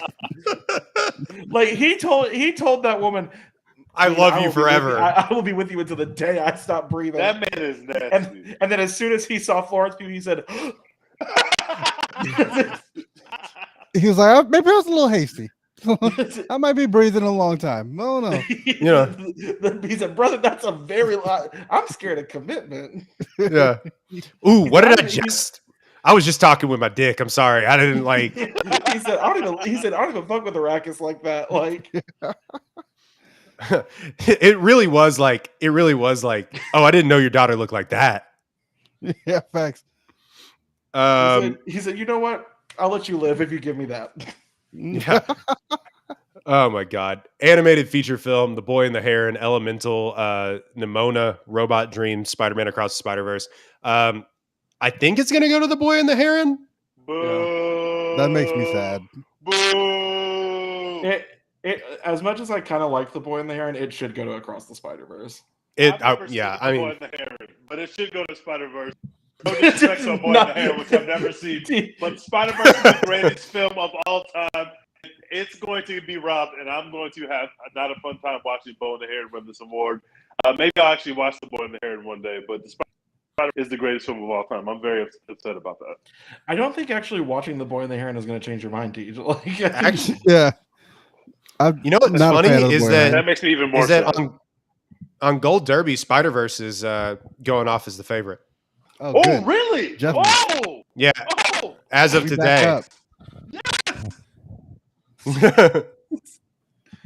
I don't know how it works with movies like this, where there's like an English dub. Like, would Florence Pugh get an Oscar off of Boy and the Heron winning best animated feature? She would be. She'd have that on her writer as basically in the Oscar-winning film. So and so. Does she get mailed like a little plaque, little medal? No, I think Miyazaki gets it probably, but you know. Yeah. So yet another Oscar movie where Lawrence Pugh is involved in some way, but we have to question her involvement and question. I'm starting to sense the theme here. Me either. Support Florence Pugh. Cinematography: El Condi, Killers of the Flower Moon, Maestro, Oppenheimer, Poor Things. It's Oppenheimer, right? Maybe, but I think it's going to be Oppenheimer. But I want to just give a little bit of credit to what they did with the Maestro cinematography. I think it's phenomenal. I think it's just mind blowing. I watched that movie again a couple weeks ago, and I was even more floored by it. I know that I'm kind of alone on Maestro Island, but I really, really, really enjoy Bradley Cooper, the director, and I just want to give him. You're Very not alone. weird. I love Bradley Cooper, the director, and I think my show is very good. Yes. Okay. I've wavered on that film, but I hope y'all have fun. Yeah, very weird. It would be a very weird island to be on. Cinematography, or yeah. So I think that, but Killers of the Flower Moon is coming in second on Gold Derby for that, and just for the ending shot alone that T just mentioned on this podcast several times. Yeah. Or when they're working with the fire and stuff. Rodrigo Prieto is incredible. That's just real cinema. That cinematography is great. Yeah. I will say that El Conte movie, I hadn't heard of it until the nominations dropped for Best Cinematography, and then I hadn't heard about it again until you just read it right now. Not a real movie. It keeps showing up on my Netflix, and I want to watch it because it looks like it would be something that I'd be interested in. But I'm also just like, who am I going to talk to about this? Netflix is known for making fake movies to get Oscar nominations. They sure are, aren't they? This is my conspiracy theory. Naiad, the two not popes. Real. Naiad is not Naiad. I was listening to a podcast the other day, and they were talking about like, oh, I actually watched Naiad the other day, and it was actually pretty good. And I'm like, how much are they paying you? It's been on Nobody has seen this movie. No, nobody's talked about it, but that's crazy. It's gotten several Oscar nominations. Costume design, Barbie, Killers of the Flower Moon, Napoleon. Okay. Oppenheimer and Poor Things. Is this our Barbie moment? Barbie. Maybe. We might have two Barbie moments. This and Best Original Song. Yeah. Oh. Barbie's going off. Barbie's going off as the favorite. Poor Things is coming in close as the second favorite. Poor Things had good costumes. Emma Stone was wearing that. Emma Stone put that shit on. The big sleeves, yeah. You mean short shorts and big sleeves? She was naked for half the film, so they really don't think very much. Emma Stone took that shit off. Like, she's, "You'll furious jump me now," and they're just like, "Oh, okay." That's the kind of time that we're on. Didn't realize. Directing. Anatomy of a Fall, Killers of the Flower Moon, Oppenheimer, Poor Things, Zone of Interest, Justine Triet, Martin Scorsese, Christopher Nolan, Yorgos Lanthimos, Jonathan Glazer. This is the most like green a nomination has ever. This is the most locked anything has ever been locked. This is a lock. It's got to be Nolan, right? It's got to be. Yeah. This is Nolan's moment. This is a lock. Let's see. I mean, it's not even. I keep wanting to pretend that Poor Things has a chance in anything because, like, Poor Things was one of my favorites of last year. But I'm also just like, any other year, I think it would have. But in the year of Oppenheimer, I saw Poor Things and immediately was like, "That's this year's Tar." Like, it may get shut out. I don't know what it's gonna. No, they might. They might win Best Actress. We just said that. That's true. Christopher Nolan's going off at 3-1 odds. Yorgos Lanthimos is going off at 4-1 odds. So right behind him, I find that interesting. But yeah, it's Christopher Nolan, and it's never been more Christopher Nolan. He's taken every industry award, including the DGA, the PGA, all those awards, the Golden Globe. Is there any chance that they don't give him Best Director and Best Picture? Is there any chance that they just give him one of them, just both? It would be that they give the Best Picture and not Best Director. Right. I could see them doing something stupid where they're like, "Yeah, it's Best Picture, but we're gonna give Yorgos Best Director. We're gonna give I could see that Justine Triet Best Director, somebody else." I don't know. Well, because it's weird because he's been left out of like all of his films that have been celebrated at the Oscars or whatever. Like he wasn't even nominated for The Dark Knight. He wasn't like nominated for Inception or anything like that. Like all the films that have garnered Oscar attention from him in the past, he's never been nominated. Yeah. So it feels like it's time for them. It's time to pay the pauper. It's time to pay. You have to. I think he should get Best Picture and Best Director here. I think that he's going to. And it's obviously a very stacked group of 9 films, but I think he's going to do it. But I do always against the Academy because they have been known to disrespect this man in the past, and so to give him Best Picture and not Best Picture sounds like something that they would do. Anatomy of a Fall sweep is coming, brother. Yeah. I lied. He was nominated for Dunkirk for Best Director, but yeah, for like Inception and The Dark Knight that won like all those Oscars and got nominated for 8 Oscars and stuff, he wasn't nominated for. And like that wasn't even nominated for Best Picture. So that is kind of interesting. I'm gonna be controversial and brave right now. I don't know how y'all feel about Dunkirk. I fucking hated Dunkirk. I don't hate it, but I don't love it either. I don't love it. I don't love it. I'm not gonna lie to you. I've had no interest in seeing it. I watched it. I watched it. I loved it when I saw it, but I don't know. I watched it in theaters and I said, "All right." I watched it with my dad, who was very interested. You know, because all dads love World War II. But of course, I know, Ben. Don't worry about it. Yeah, exactly. All dads love World War II. But when he started doing the time dilation shit with it, we got out of the movie. My dad was like, "What the fuck?" Like he was like, "What was that?" He, thought we were going for a war epic, and it was just like, no, we're doing this different time dilation stuff, which he's obsessed with. 3 different timelines right now, and they're all going to emerge. Yeah, I'm going to skip the documentaries because we're not caught up to date like we normally are. I am.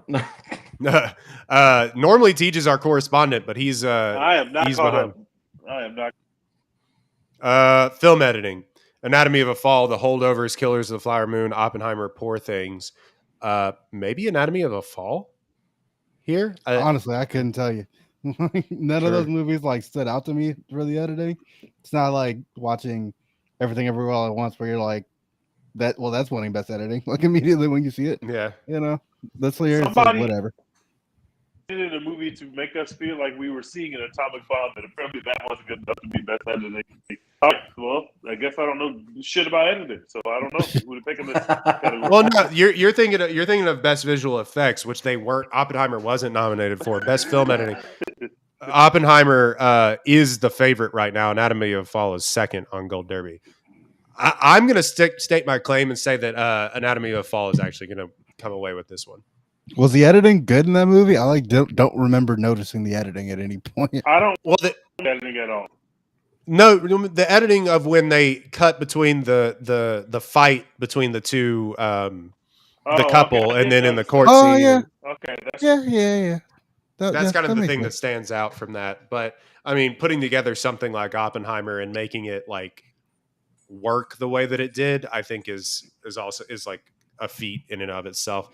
International feature film, IO or EO Capitano, Perfect Days, which apparently people love. A24 film. Society of the Snow, which I found to be incredible. The Teacher's Lounge and The Zone of Interest. This just feels like it's going to go to The Zone of Interest. Yeah, and I'm going to boo loudly at my television. I don't even best yeah, it's going off as the heavy favorite. Society of the Snow coming in second. I haven't seen any of those movies, including Zone of Interest, but I still need to get to it. You don't need to see it. You don't need to see it. I gotta see all the Best Picture nods, man. You've got a week. Yeah, I know. I don't know if you can find it anywhere. I mean, I guess you can maybe rent it somewhere, but like, I don't even know if it's available to rent. It on Amazon. Like, you can rent it for like $20, I think. If you go to your local trash can and just dig your arm in there, way down from the bottom, you'll find the Zone of Interest down there. Actually, I think I found the Zone of Interest right here.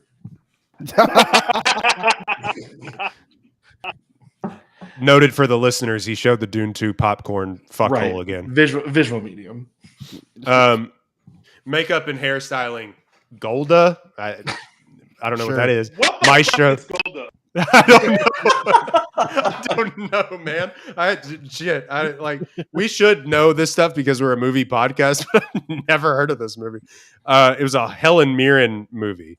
Of course it was. Okay. Why wouldn't it be? I think it's on Apple, maybe, but it has like a 5.9 on IMDb and a 48 Metascore. So the makeup went off. That must have been like an Andrea Riseborough thing where they just like emailed all their friends, like, "Hey, please get us in here." Maestro one noticed, no one asked Oppenheimer. questions. Poor Things, Society of the Snow. Poor Things. You think so? Yeah, probably. Please, please, don't let us get shut out. Music, original score, American Fiction. John Williams getting nominated for what we determined, I think, was the 57th time for Indiana Jones and the Dial of Destiny for just like kind of copy paste his score. I mean, shout out to him. He's like 85 years old, whatever. But yeah, it was an original score the first time I did it. That counts. Right. Yeah. Killers of the Flower Moon by the posthumously nominated Robbie Robertson. Oppenheimer by Ludwig my favorite Göransson score of the year. Flower Moon, easily my favorite score of the year. Pretty good. Yeah, that was the only one that when you said it, I like immediately just heard it, and so like, yeah, that's my winner. Best score. Yeah. Oh, I had it for Oppenheimer. I'm gonna go with Oppenheimer. It's got the lead on Gold Derby, but I personally I love the Killers of the Flower Moon score, especially because the music is literally playing throughout the entire movie. Like there's no quiet moments. And it's really interesting, and that like that guitar riff to like start off the film, man, it's so good. It's so unbelievable. Yeah, Oppenheimer is probably gonna win. Now that I'm thinking about it, but still, it would be interesting to give it to Robbie Robertson to see. I bet Scorsese would go up there and accept it for him. They've been friends for a long time. Plus, he's was a member. I've said this before, but a member of the band back in the day. So maybe we could see something with that happening, but I don't know. Can you hear the music score from Oppenheimer? No, I've been trying to summon it in my brain. I actually prefer the What I've Done ending to the movie where they put the Linkin Park song over there. That's my favorite. Oh my god. A banger, by the way. They need to do that for Dune 2, by the way.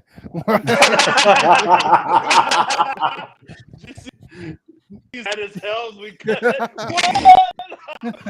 Yeah, it's like you just hear like the doon doon doon doon, and then Jessica's talking to what's going on, mother? The holy war has started.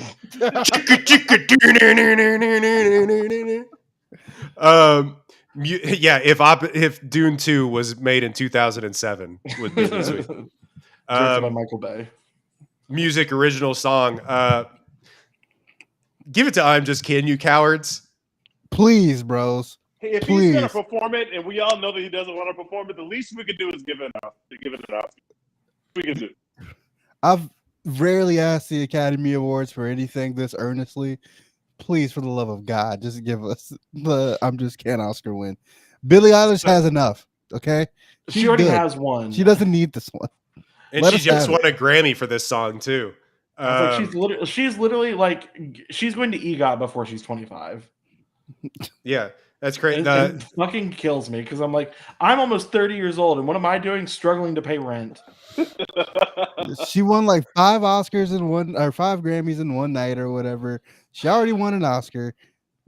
Did she win 2 Oscars? I don't remember. But either way, she's an industry plant. Let us have this. All right, let us have some light and joy in our lives, and give Ryan Gosling the Oscar for this.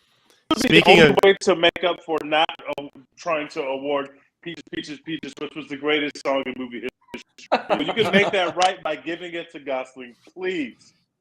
By the way, speaking of industry plant, Diane Warren has been nominated yet again for The Fire Inside from Flamin' Hot. Flamin' Hot Cheetos movie? Yeah. Oh my God, it makes me dude. Play in traffic. I've said my Diane Warren take all the time, but oh my God, man, stop nominating her. Like, quit playing in our faces. Like, we see what you're doing. Like, you've done it too long now. We noticed the bit. She's in every movie. And she gets nominated for like the most random dumb shit and songs no one's ever heard. It's like, I know none of you watched the Flamin' Hot Cheetos movie, and we're like, I think it was like fucking Tubi. This song slaps. Like, this has to get no. Get that out of here, man. I think it was literally only showing in Roku City. I thought that what's his name? I'm blanking on his name. the singer that everybody loves, and I keep calling him the boss, but what the fuck is his name? Bruce Springsteen. Bruce Springsteen. Yeah, I don't know why I was blanking on Bruce Springsteen. I thought Bruce Springsteen was nominated. Turns out it's not, but it was John Baptiste and Dan Wilson for "It Never Went Away" for a movie called American Symphony, which Sure. I don't know. I saw it on the front page of Netflix for like 2 days, and then just never saw it again. Yeah, Well, so that's 2 days more than I've ever seen Nyan on Netflix. But Wahaha Z for Killers of the Flower Moon, a song for the people, and What Was I Made For? This is going to go to What Was I Made For? I'm just calling it now. It's such a good song, but she has enough. My whole thing, that song was in the movie, but my whole thing has always been have your song be in the movie. I want the characters in the movie to sing the song. That's a dumb requirement, but I'm making it a rule now. For just this year. I actually just got a notification from the Academy that the songs now have to be in the movie. Oh, good. Thank God. Okay. Writing, adapted screenplay, American Fiction, Barbie, Oppenheimer, Poor Things, and The Zone of Interest. I kind of could see this going to. I mean, if this goes to Oppenheimer, the night's over. But you might as well pack it up at that point. I could kind of see this going to American Fiction, and in fact, I'm going to stake my claim. American Fiction is going to win for best adapted screenplay. I would love fucking this pick. love that. I would love that. Oh, in fact, I wish I was original on that. Gold Derby has it going off as the heavy favorite. Yes, let's do it for Cord Jefferson. That's awesome. Oppenheimer is coming in actually kind of a close second, but I think it's going to go to American Fiction. I don't know if y'all have any prediction on that. I'd love to see it go to American Fiction. I don't have a real prediction because I don't pay attention to how these things work. But yeah, I would like to see it go to American Fiction just because I would like American Fiction to win something. So that'd be great. Yeah. Mm-hmm. Writing, original screenplay, Anatomy of a Fall, The Holdovers, Maestro, May, December, Past Lives. I want it so badly to go to Past Lives. It's going to go to Anatomy of a Fall. I forgot that May the fact that like original screenplay is the only thing that May December got nominated for, I think is really interesting. Crazy. Well, Tej hated that movie, so he doesn't agree. And I forgot that movie existed. Until you just said it, I had got that movie from my memory, or I put it in the same box that I put The Creator, which also got an Oscar nomination, by the way. That's so crazy. The Creator is so good. But Joe Milton's become a Twitter fave now. Is that his name? That's not Charles his name. Milton. It's a quarterback. Charles Milton. They love Charles Milton. Joe Milton is a Tennessee quarterback. Yeah, Joe Milton's trying to go to the NFL after like 7 years in college. But Charles Milton's become a Twitter fave, so good for him. He won. Speaking of, go ahead, Derek. I was gonna say, I think every time I hear Charles Milton now, I just think of A.D. Bryan at the Independent Spirit Awards saying, "Charles Milton, I want to have sex with you, you stupid bitch." Yeah. He also called Celine, or not Celine song. Natalie Portman. He called her like she's like, she's like, I want to have sex with you, you slut. No, she's like, "Hey Natalie, you stupid bitch." No, it was from Past Lives. Greta Lee. Greta Lee, yeah. He's like, you are stupid and a slut. Yeah. And she's like, it's true. Incredible work from Eddie Bryant. But so yeah, that'll probably go to Anatomy of a Fall. In fact, I'll probably just claim that as well too. Visual effects, The Creator, Godzilla -1, Guardians of the Galaxy 3, Mission Impossible: Dead Reckoning Part 1, hell yeah, brother, and Napoleon. This has never been something. It's going to go to Godzilla -1. Yeah. For sure. Yes, turn that shit up. I still haven't seen it, but it's for sure going to win. There you go. That's real cinema, Dex. That's real goddamn cinema. Let's see. It's going off as a. The last line of that movie I want tattooed on my body somewhere. What was it? Has your war finally ended? Nice. That movie is incredible, and the team that we said it before, but the team that did it reacting to getting nominated for an Oscar is the most wholesome thing that you'll ever see in your entire life. Also, they made that movie for like no money too. Godzilla -1 is going off as the heavy favorite on Gold Derby for best visual effects, by the way. Yeah. And sound, I don't know if we care, but sound is the creator, maestro, Mission Impossible, Dead Reckoning Part 1, longest title in movie history. Oppenheimer, Zone of Interest. If this, maestro could win here, but if this doesn't go to Oppenheimer, I don't wouldn't know. mind Maestro winning, but I think Oppenheimer is going to win this for what they did with that bleacher noise and put it in the trailer. But that's one of the coolest things I've ever good. Seen. One of the most affecting things that I've seen in a movie theater in a long time. You watched it in Dolby, right? I did. Yeah, that had God, it was so good.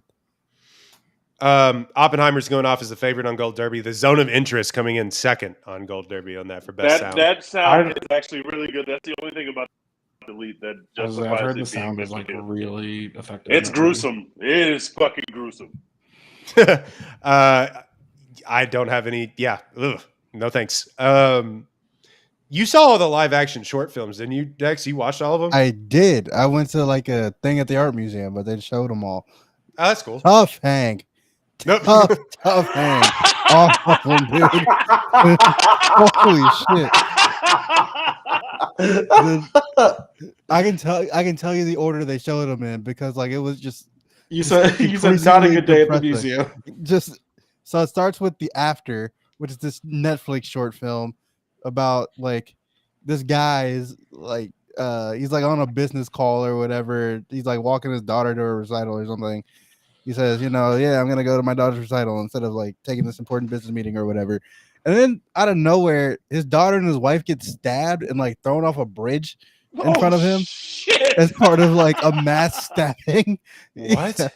Yeah. A mass stabbing. A mass stabbing. This takes place in England, so they don't have guns. Oh, so, of course. Stabbing. And then how about me? And then he's an Uber driver. After that, he's just like sitting in the Uber, like listening to other people have random ass conversations. And at the end of the movie, there's like this chick who looks like she could be like an older version of his daughter or whatever. And she like hugs him. And he just like collapses to the ground crying. And then it's over. That's it. Like that's the end of the short. I was like, what the fuck was that? And then Red, White, and Blue, which has Brittany Snow in it, gut punch in the middle of that short. I don't know if y'all plan on watching it. It's like I gotta tell you, I don't even know where to find them except for the Netflix ones, the Henry Sugar and all the Roald Dahl ones. So Red, White, and Blue, Brittany Snow is like the struggling waitress who like can't pay her bills or whatever. She has 2 kids, single mom, and like she's looking at a pregnancy test like at the beginning of the short. And there's like this older lady in the diner that she works at who's like, how much money do you need? Blah, blah, blah. And like gives her money for the abortion. She drives from Arkansas to Illinois because that's the only place she can get an abortion with her daughter. She like her daughter is like a part of this road trip or whatever. They get up there. She doesn't have an appointment. And they're like, we can't help you, blah, blah, blah. Like, I'll just take down your name. Give me your name and your date of birth. And she gives the date of birth. And the year is 2013. And so you're like, oh, shit. And they like do a flashback. And like the daughter was abused by some man, I assume Brittany Snow's ex or whatever. Yeah, like the kid needs to get an abortion, and that's the end of the short. Like, what the fuck, man? Oh. Yeah, tough hang. This is what I mean when I say tough hang. All that to say, Night of Fortune, that's like the least depressing one, and probably the one that I would give the Oscar. It's really fucking good. It's Danish. It's also about death, but it's like funny still. I recommend checking it out. I don't know where you can watch it. I don't know if it's on YouTube or something. I think it is on YouTube actually. Oh, I looked it up the other day. Yeah, I'll send y'all the link. Okay. But Night of Fortune is good, worth watching. Henry Sugar, if you like Wes Anderson, it's very Wes Anderson. Say no more. Yeah. And then what's the other one? Invincible. Oh yeah, that one's also sad. It's about like this kid who's in like a youth camp or something. Youth like Canadian juvie, I guess. I don't know. And then he ends up killing himself at the end. Jesus Christ! The power of cinema. I didn't mean to do like the dismissive hand wave because it is like based on a true story. It's based on a true story. It really happened. Oh my god! It's like the kid just fucking gives the prison a new chandelier or whatever. Anyways, whatever. Like, holy shit! Yo, That was the fourth one we watched. So we were just like, dude, everything is sad. Like, what the Yuck. And then Wes Anderson being Wes Anderson. It's like, yeah. Little delightful Benedict Cumberbatch performance in a Wes Anderson movie. But yeah, Night of Fortune deserves the win to me. Jesus Christ. Okay. Well, best production design. Barbie, I guess. Yeah. Sure. Yeah. Yeah. I mean, to be completely honest, I would give it to Barbie, and I think that it'll probably end up going to Barbie. But the production design for Poor Things is also incredible. And Barbie's going off as the favorite. Poor Things coming in second for that. So the production design on Barbie is so cool because it's like it looks super low budget, and that's like part of the joke, and it just works really well. Yeah, you know.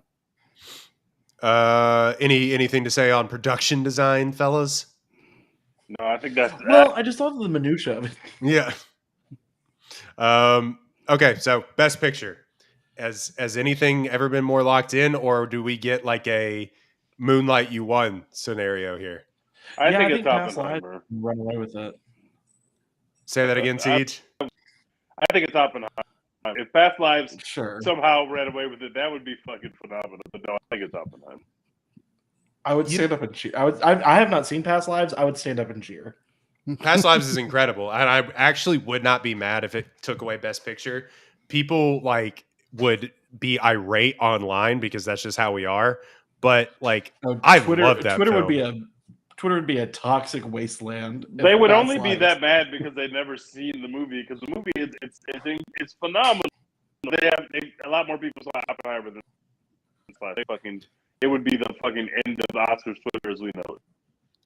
If Oppenheimer didn't win, we'd get all the DEI people to like just come out and be like, white men in America can't do anything anymore. They don't respect our achievements. You have to be an Asian woman. We have to be twice as good for half the work. There is when will white men be recognized? Right. Yeah. They start doing the Barbie monologue, but it's literally impossible to be a white man. Guys, it's the hardest job on the planet. I don't know if you've tried. I don't know if you've tried being a conventionally attractive white man. It's hard out here, y'all. It's really hard. Really tough. But there is a scenario where Past Lives wins Best Original Screenplay and then wins the Oscar. Like, I think there's look, what do you call it? Coda won with like 2 other wins. Not too long ago. As good as Past Lives. So that was, I agree with there was nothing. But also Power of the Dog is not nearly as good as Oppenheimer. So. Okay. You know what? Fair. Touche. Holy shit, I forgot about Power of the Dog. I forgot that movie existed. Yeah, it stinks. It's like not good. It stinks. That thing is already in the Criterion collection, and I'm just like, who is buying the Criterion of Power of the Dog? Yeah, that's fucking weird, y'all. Do you have the Criterion of Power of the Dog? Do I look like I have the fucking Criterion of Power of the Dog? I mean, look, maybe. You have the Dune 2 popcorn bucket. I don't know what you do with your money. Yeah. Well, you think I'm over here watching homoerotic Benedict Cumberbatch look at some methed out twink in the middle of a prairie? I can't believe that we deserve to give it awards. That's so fucking stupid. Jane Campion was like dissing Serena Williams. Yeah, what the fuck? Way too much dip on her chip, bro. What a weird phase we allowed to happen right there. That was a weird year for movies. Power of the Dog, wasn't it nominated for 10 Oscars and didn't win a thing? No, it won something. It did win 1 Oscar. Hold on. What did it win? And now we're just talking about former Oscar winners here on this podcast that's nearing 2 hours. Power of the Dog, keep it that way. Don't go watch it was Best Director. That's what it won. She did win. Yeah, that's when she got up. Yeah, that's when she got up and was talking crazy. No, that was another award show. That was a different award show when she did Serena Williams, but yeah, it was like the Emmys. She did talk crazy. Not the Emmys. The I think it was like SAG or something. Celine Song was literally never. This is crazy that we've gone this far. You know who would diss Serena Williams though? Paul Muad'Dib.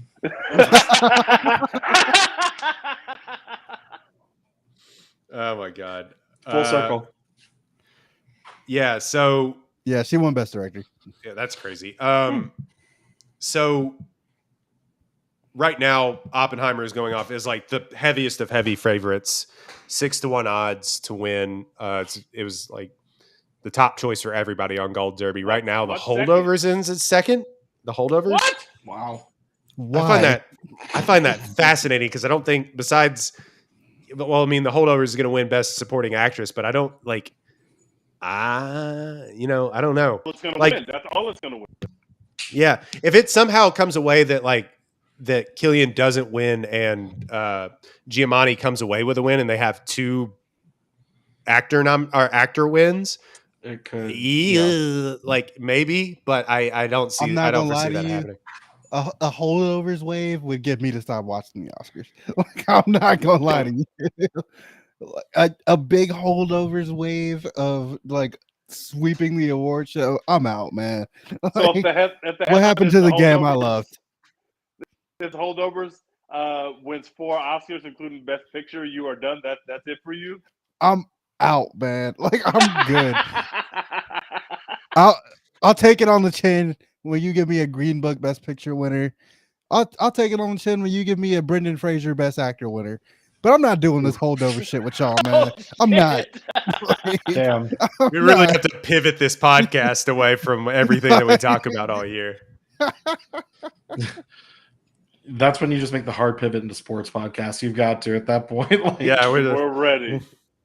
We're a Golden Globes podcast after that. I like the Holdovers, but I'm going to have that mostly with next year. I like the Holdovers. I like the Randolph.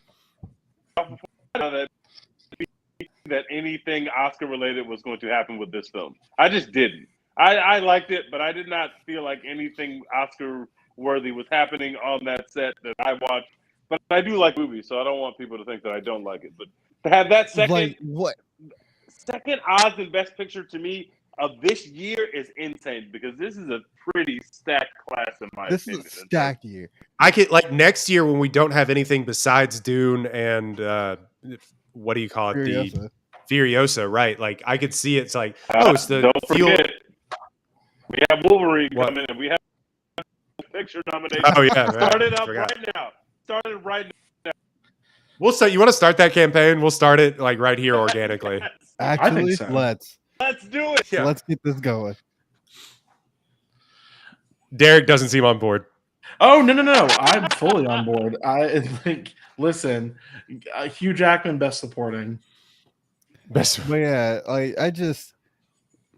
I feel like we've come to a different state of the world, and something else has happened that's just cannot be fixed anymore. Something is truly broken. If we just give the saddest Christmas movie of all time the Best Picture, we just can't. We can't be that lost as a people. We can't go. Sorry, the saddest Christmas movie? Are you forgetting about the Christmas shoes? But we can't go from the unbridled joy of Everything Everywhere All at Once to actually, what if Christmas was bad for everyone? I can't have that. What if Christmas was the worst? Hey, do you want to watch really sad white boarding school students and a man with a lazy eye find out about love? I don't know. They cannot have it. Yeah, and find out about love and that they cannot have it. And the fact that Paul Giamatti's a smelly bitch through the whole movie. He smells like fish. He's an alcoholic. An alcoholic sad boy tells you you should do better in your life, and you're Tumblr would okay, eat thanks. him up. Yeah. Although I will say, him calling all of his students troglodytes and stuff in that movie is my favorite part of the stuff he was That's calling the his te- that's students the is teacher truly the favorite movie. part. Yeah. Favorite part of the movie is everything he's calling those kids. He changes up the vernacular, but it's always amazing. So that is the Oscars predictions. We think that Oppenheimer is probably going to, like, it may have like some other things may win here or there, but it may have like a Return of the King sort of night. What are the odds for the movies 3 through 5? I know that you said The Holdovers is second. What's 3 through 5 in terms of the favorites for Best Picture? Poor Things, Anatomy of a Fall, Killers of the Flower Moon, which kind of feels accurate. Then it's Barbie, American Fiction, Zone of Interest, Maestro, and I said Past Lives could win, but it's not. It's in 10th right now on Gold Derby. It'd be so funny though. Do it for the content. Do it for the vine. Turn it up. So yeah, Oppenheimer, clean sweep. That'd be interesting. It wasn't it nominated for like 11 Oscars or something like that. It has a chance to. We just went through it, so yeah, we should. But we should know. But yeah, we end every podcast we're going long. But with what we're watching, Derek, what have you been watching recently besides just Dune on repeat? Yeah, I've been watching The Traitors on Peacock, which is a fantastic reality. I keep hearing about this. Yeah, fantastic. One of my coworkers is trying to get me into it, and I haven't started it yet. It's very, very, very, very good. And then in terms of like actual scripted content, I've been watching. I've been trying to go through and watch the Avatar: The Last Airbender series. Not going well. Well, you know. It's there. It's there, and it's going to be there forever, like Naiad. Where I'll be like, oh, there he is. There's Ong. Ong, is that what they call him in the show? No, they call him Aang. They do a pretty good. They do a very good job of like translating everything well, but like or translating everything over. I guess I should say this show was originally in English, but.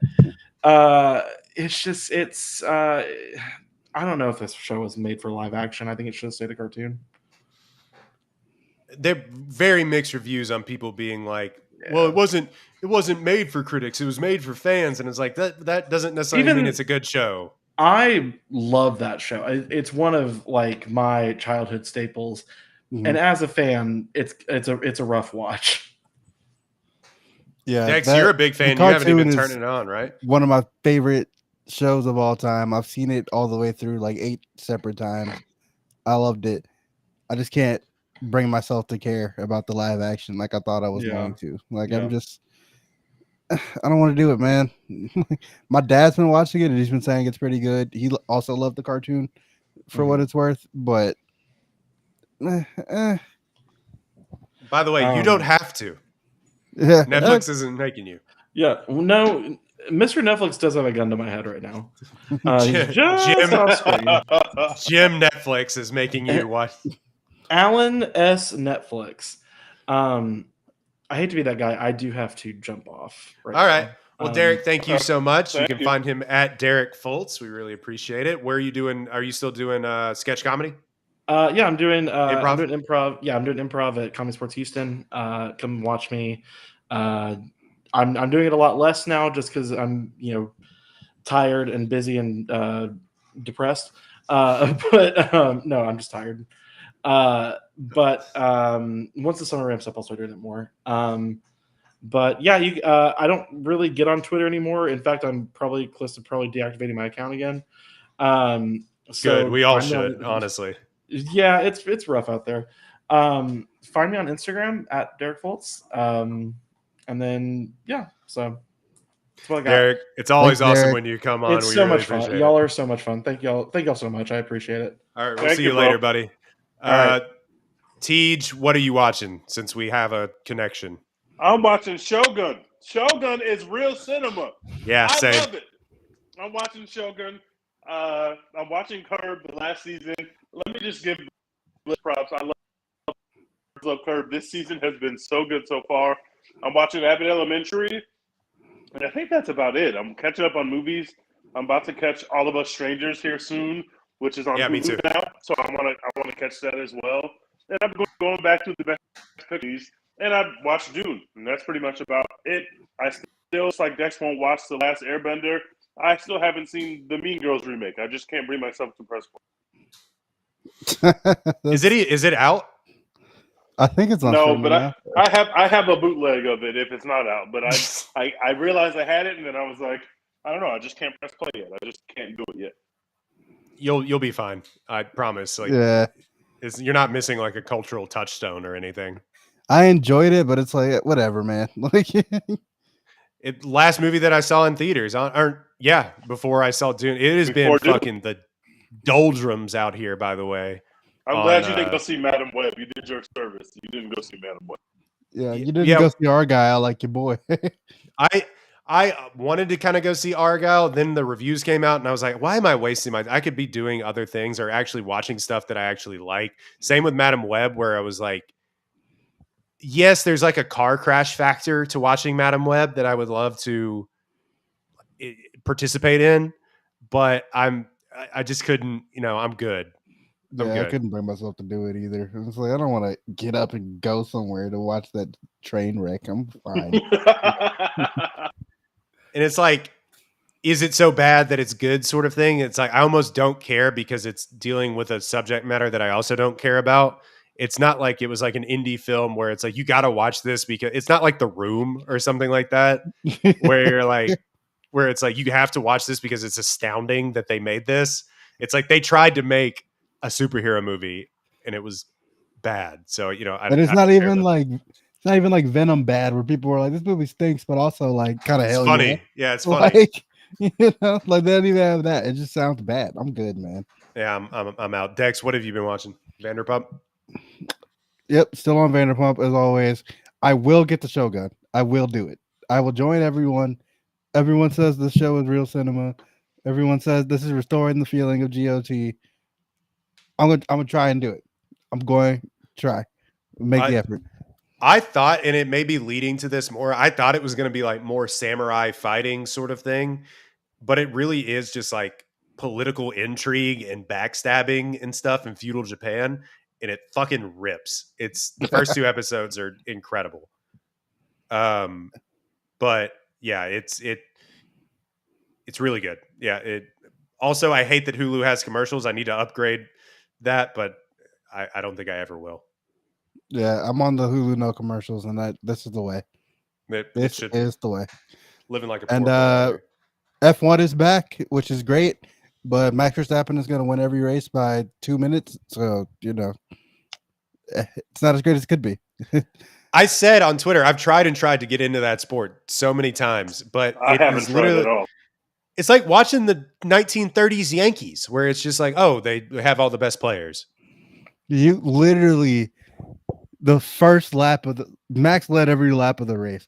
Like he started on pole, never trailed, never came close to trailing. No one was ever in position to even try to overtake him at any point. Insane. Like literally the race started. He made it through the first corner. It's over. Like there was just like some other people like hit each other in the first corner. He avoided all that. Just drove straight through the rest of the race. No competition whatsoever. So every time people are like, you gotta watch F1, man. It's so good. I'm like, I can't tell anybody that right now. Like every race, you know exactly who's going to win. If Max doesn't win, something catastrophic has happened. Like, and it doesn't matter because he's going to win the next race anyway. Like, yeah, watching races to be like, ooh, I can't wait to see who comes in 2nd through 12th is like, weird. You know what I mean? So I probably won't be watching a lot of F1 this year. But you can follow Apollo F1 Racing on Instagram, and we will be making memes. So it'll still be funny, even if Max wins all the time. You have to sit there and watch the actual race. Wasn't Max Verstappen so bored of winning F1 that he's like, I want to go try like NASCAR or something like that? That wouldn't surprise me. I don't remember hearing that, but yeah, I thought I had seen that on Twitter or something, that he was so bored with winning. He was just like, ugh, like whatever. I appreciate him though, because he always tries to like downplay it. Like, oh, like it's gonna be a tough one today. Like, Mercedes, they got a great car. Like, I don't know. Like we might struggle a little bit. It's not that easy, guys. Like, and then yeah, it's pretty fucking easy, dude. Is Lewis Hamilton? I know this isn't the podcast, but is Lewis Hamilton going to Red Bull? Lewis Hamilton's going to Ferrari. Okay, that's what it was. Ferrari is like the second place team right now. At least they were in the first race. So Yeah, it'll be interesting to see if he like they have a better car than the car Lewis has right now, but we'll see if that matters. Is that next season or was it going to happen this next season? season? Okay. Anyway, I left off. I've been watching wrestling as well. I am fully locked into wrestling. Wrestling is back. Teach, baby. I've been watching the fuck out of wrestling, so I'm watching that. That's it. Are they ever? Is The Rock ever gonna like actually fight, or is he just gonna go out there and stand in the middle of the ring? No, he's gonna fight at WrestleMania, and now they're setting up a tag team match between Roman and The Rock versus Seth and Cody. So that's going to be on night 1 of Mania, and then night 2 will be Roman and Cody. It looks like so both and Roman are going to be doing and Cody are going to be doing double duty at WrestleMania, and that's a smart business decision. But The Rock being a heel now is just the coolest thing in the world. He's cutting promos. I will be locked in for WrestleMania. It's crazy to me that like no matter what wrestler, like he's the biggest movie star or was the biggest movie star in the world, but no matter what wrestlers do, they can never escape going back to the ring. Like John Cena doesn't have to go back. Fuck if he's going to go back and actually like do flips and shit and hurt, like potentially hurt himself. I do respect John Cena though. Yeah.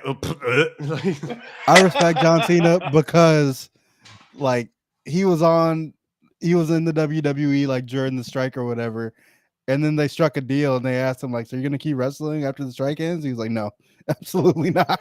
Why would I do that? You know why I do that? I'm a superhero. What are you talking about? I'm literally the Peacemaker. No. What are you talking about? Literally the Magic Johnson. I'm not gonna be there. That's hilarious. But yeah, I love the fact that The Rock feels like his popularity is waning, so he has to go back to like where he is loved the most out of any person ever. Where he's that's how Black Adam was. Black Adam to wrestling being fun again and me being tuned in again, all because I had to sit through Black Adam. So now it was worth it because that movie fucking stinks. It did. It was not good. I actually took the time during Dumpuary to watch a lot of movies that I hadn't seen. Watched The Sting from 1973, Blood Simple, the Coen brothers' first film. Oh, I like Blood Simple. Yeah, it's really interesting to go back and look at like the seeds that they lay in that movie. It's actually kind of like a thriller horror movie. It's really interesting. Aaron Brockovich, which I had never seen, which is incredible. Eastern Promises, also incredible. Suncoast, which was a Sundance film, I believe, that just got released on Hulu this year. Not bad. Woody Harrelson and Nico Parker are in it. And so, yeah. I have seen that on Hulu. I haven't watched the movie, but I've seen like that it exists. It's not a bad film. It doesn't really like say anything other than, oh man, this story is sad and what an interesting, like, it's sort of based in reality from the writer director who does a really good job in her first film. But yeah, Nico Parker. Huh? So it's Iron Claw? Well, no, it's not as devastating as Iron Claw, but it is interesting, like family drama, but or family dark comedy. And then Coherence, which I think I maybe told y'all about in the group message. It's on Amazon. One of the most interesting sci-fi films that I think I've seen. They made it for like $1,000 on like a handheld camera, and it's incredible. And I thought it was really, really interesting. I might check that out. That sounds kind of cool. Yeah, it's just if you don't know what it is or haven't seen it, it's free on Amazon. Really recommend checking it out. And it's basically this meteor is passing overhead of California over this neighborhood, and so time starts to get dilated, and it really like opens up wormholes into different dimensions of this sounds fire. Yeah, of this same party that's going on. So people start to like disappear and come back, and like they don't know who is who. It's a really interesting mystery sci-fi movie, and like about the nature of like what is your reality versus what is a branching reality. It's really, really interesting. What is that called? It's called Coherence. It's on Amazon. I'll send it to you. I'll send you the poster. But so yeah, I did that, and then Caitlin watched like all of Love Is Blind in one sitting, so I got pieces of that. I'm also watching that as well. Caitlin has good taste. This season's been a complete. So I know she's oh my god, it's a fucking train wreck. It's like I can't stop watching it. I'm like, oh my god, did they really say that to each other? And it's just like, yeah, that's the whole concept of the show. But anyway, it's crazy to watch in real time. But they're also all the time, like they're on like season 7 of that show all of a sudden. Yep. Like they pump out 2 seasons a year. They're cranking them out. I just can't get over the fact that it's every day. Like, yeah, you got to be locked in, man. I can't do it. Yeah, that has been what I'm watching. I mean, there's some other shows that I think I've been checking out, but Welcome to Wrexham I was trying to finish, and Shogun, which I watched. I haven't finished True Detective yet. I have one episode left, but when I saw mixed reviews, nothing made me want to go watch the finale, but I'm going to watch the finale. Me either. I've haven't loved it, but I'm like, yeah, me either. I'm just kind of been like, I'll finish that when I finish it. But other than that, yeah, same. That has been a One Take Podcast. You can find us at One Take Podcast on literally everything. The number One Take Pod on literally everything. Go find Teej's bad Dune takes, or go roast him for his Dune takes. Les_humble Teej, at Lord Dex Hinton, and at Royden Ogletree. Thank you so much for following us, liking us. I'm sorry. I just want to apologize between like the length between episodes. We used to do this like once a week, but it was literally the doldrums and hell at the movie theaters until Dune came out. So hopefully we'll have more episodes more frequently, but we gave you a 2-hour and 20-minute episode here. So listen to this in the meantime. Hey, y'all know we go crazy at the Oscars. We just talked about like all these locks and things like that. Even if they are like, even if everything is chalk, we're gonna get on here. We're gonna talk our shit. So yeah, next week is it next week? Next week's the Oscars. It's the 10th. Yeah. Yes, next Sunday. Next Sunday is the Oscars, so we will bring you all of that live or that coverage. We do a live reaction right after it happens. We've done it for 3 years now. All of us will probably have had some drinks. It's a really fun time. If you want a taste of what that is, go back to the one where Chris Rock got slapped. That's my god, what an episode! I think we were all drunk, or at least I know I was, but I was just like, what the fuck happened? It's an incredible experience. It's my funnest. I think it's our funnest pod of the year that we do every single year. But yeah, go find us at One Take Pod. Dex, what are we doing? We did it at the box office. They fudged the numbers and said that Florence Pugh has had the 2 biggest box office openings, like both $80 million. But yeah, what are we doing? Hashtag support Florence Pugh. We're going to get her something to do in these Oscar winners. We're going to do it. We will be there. All right.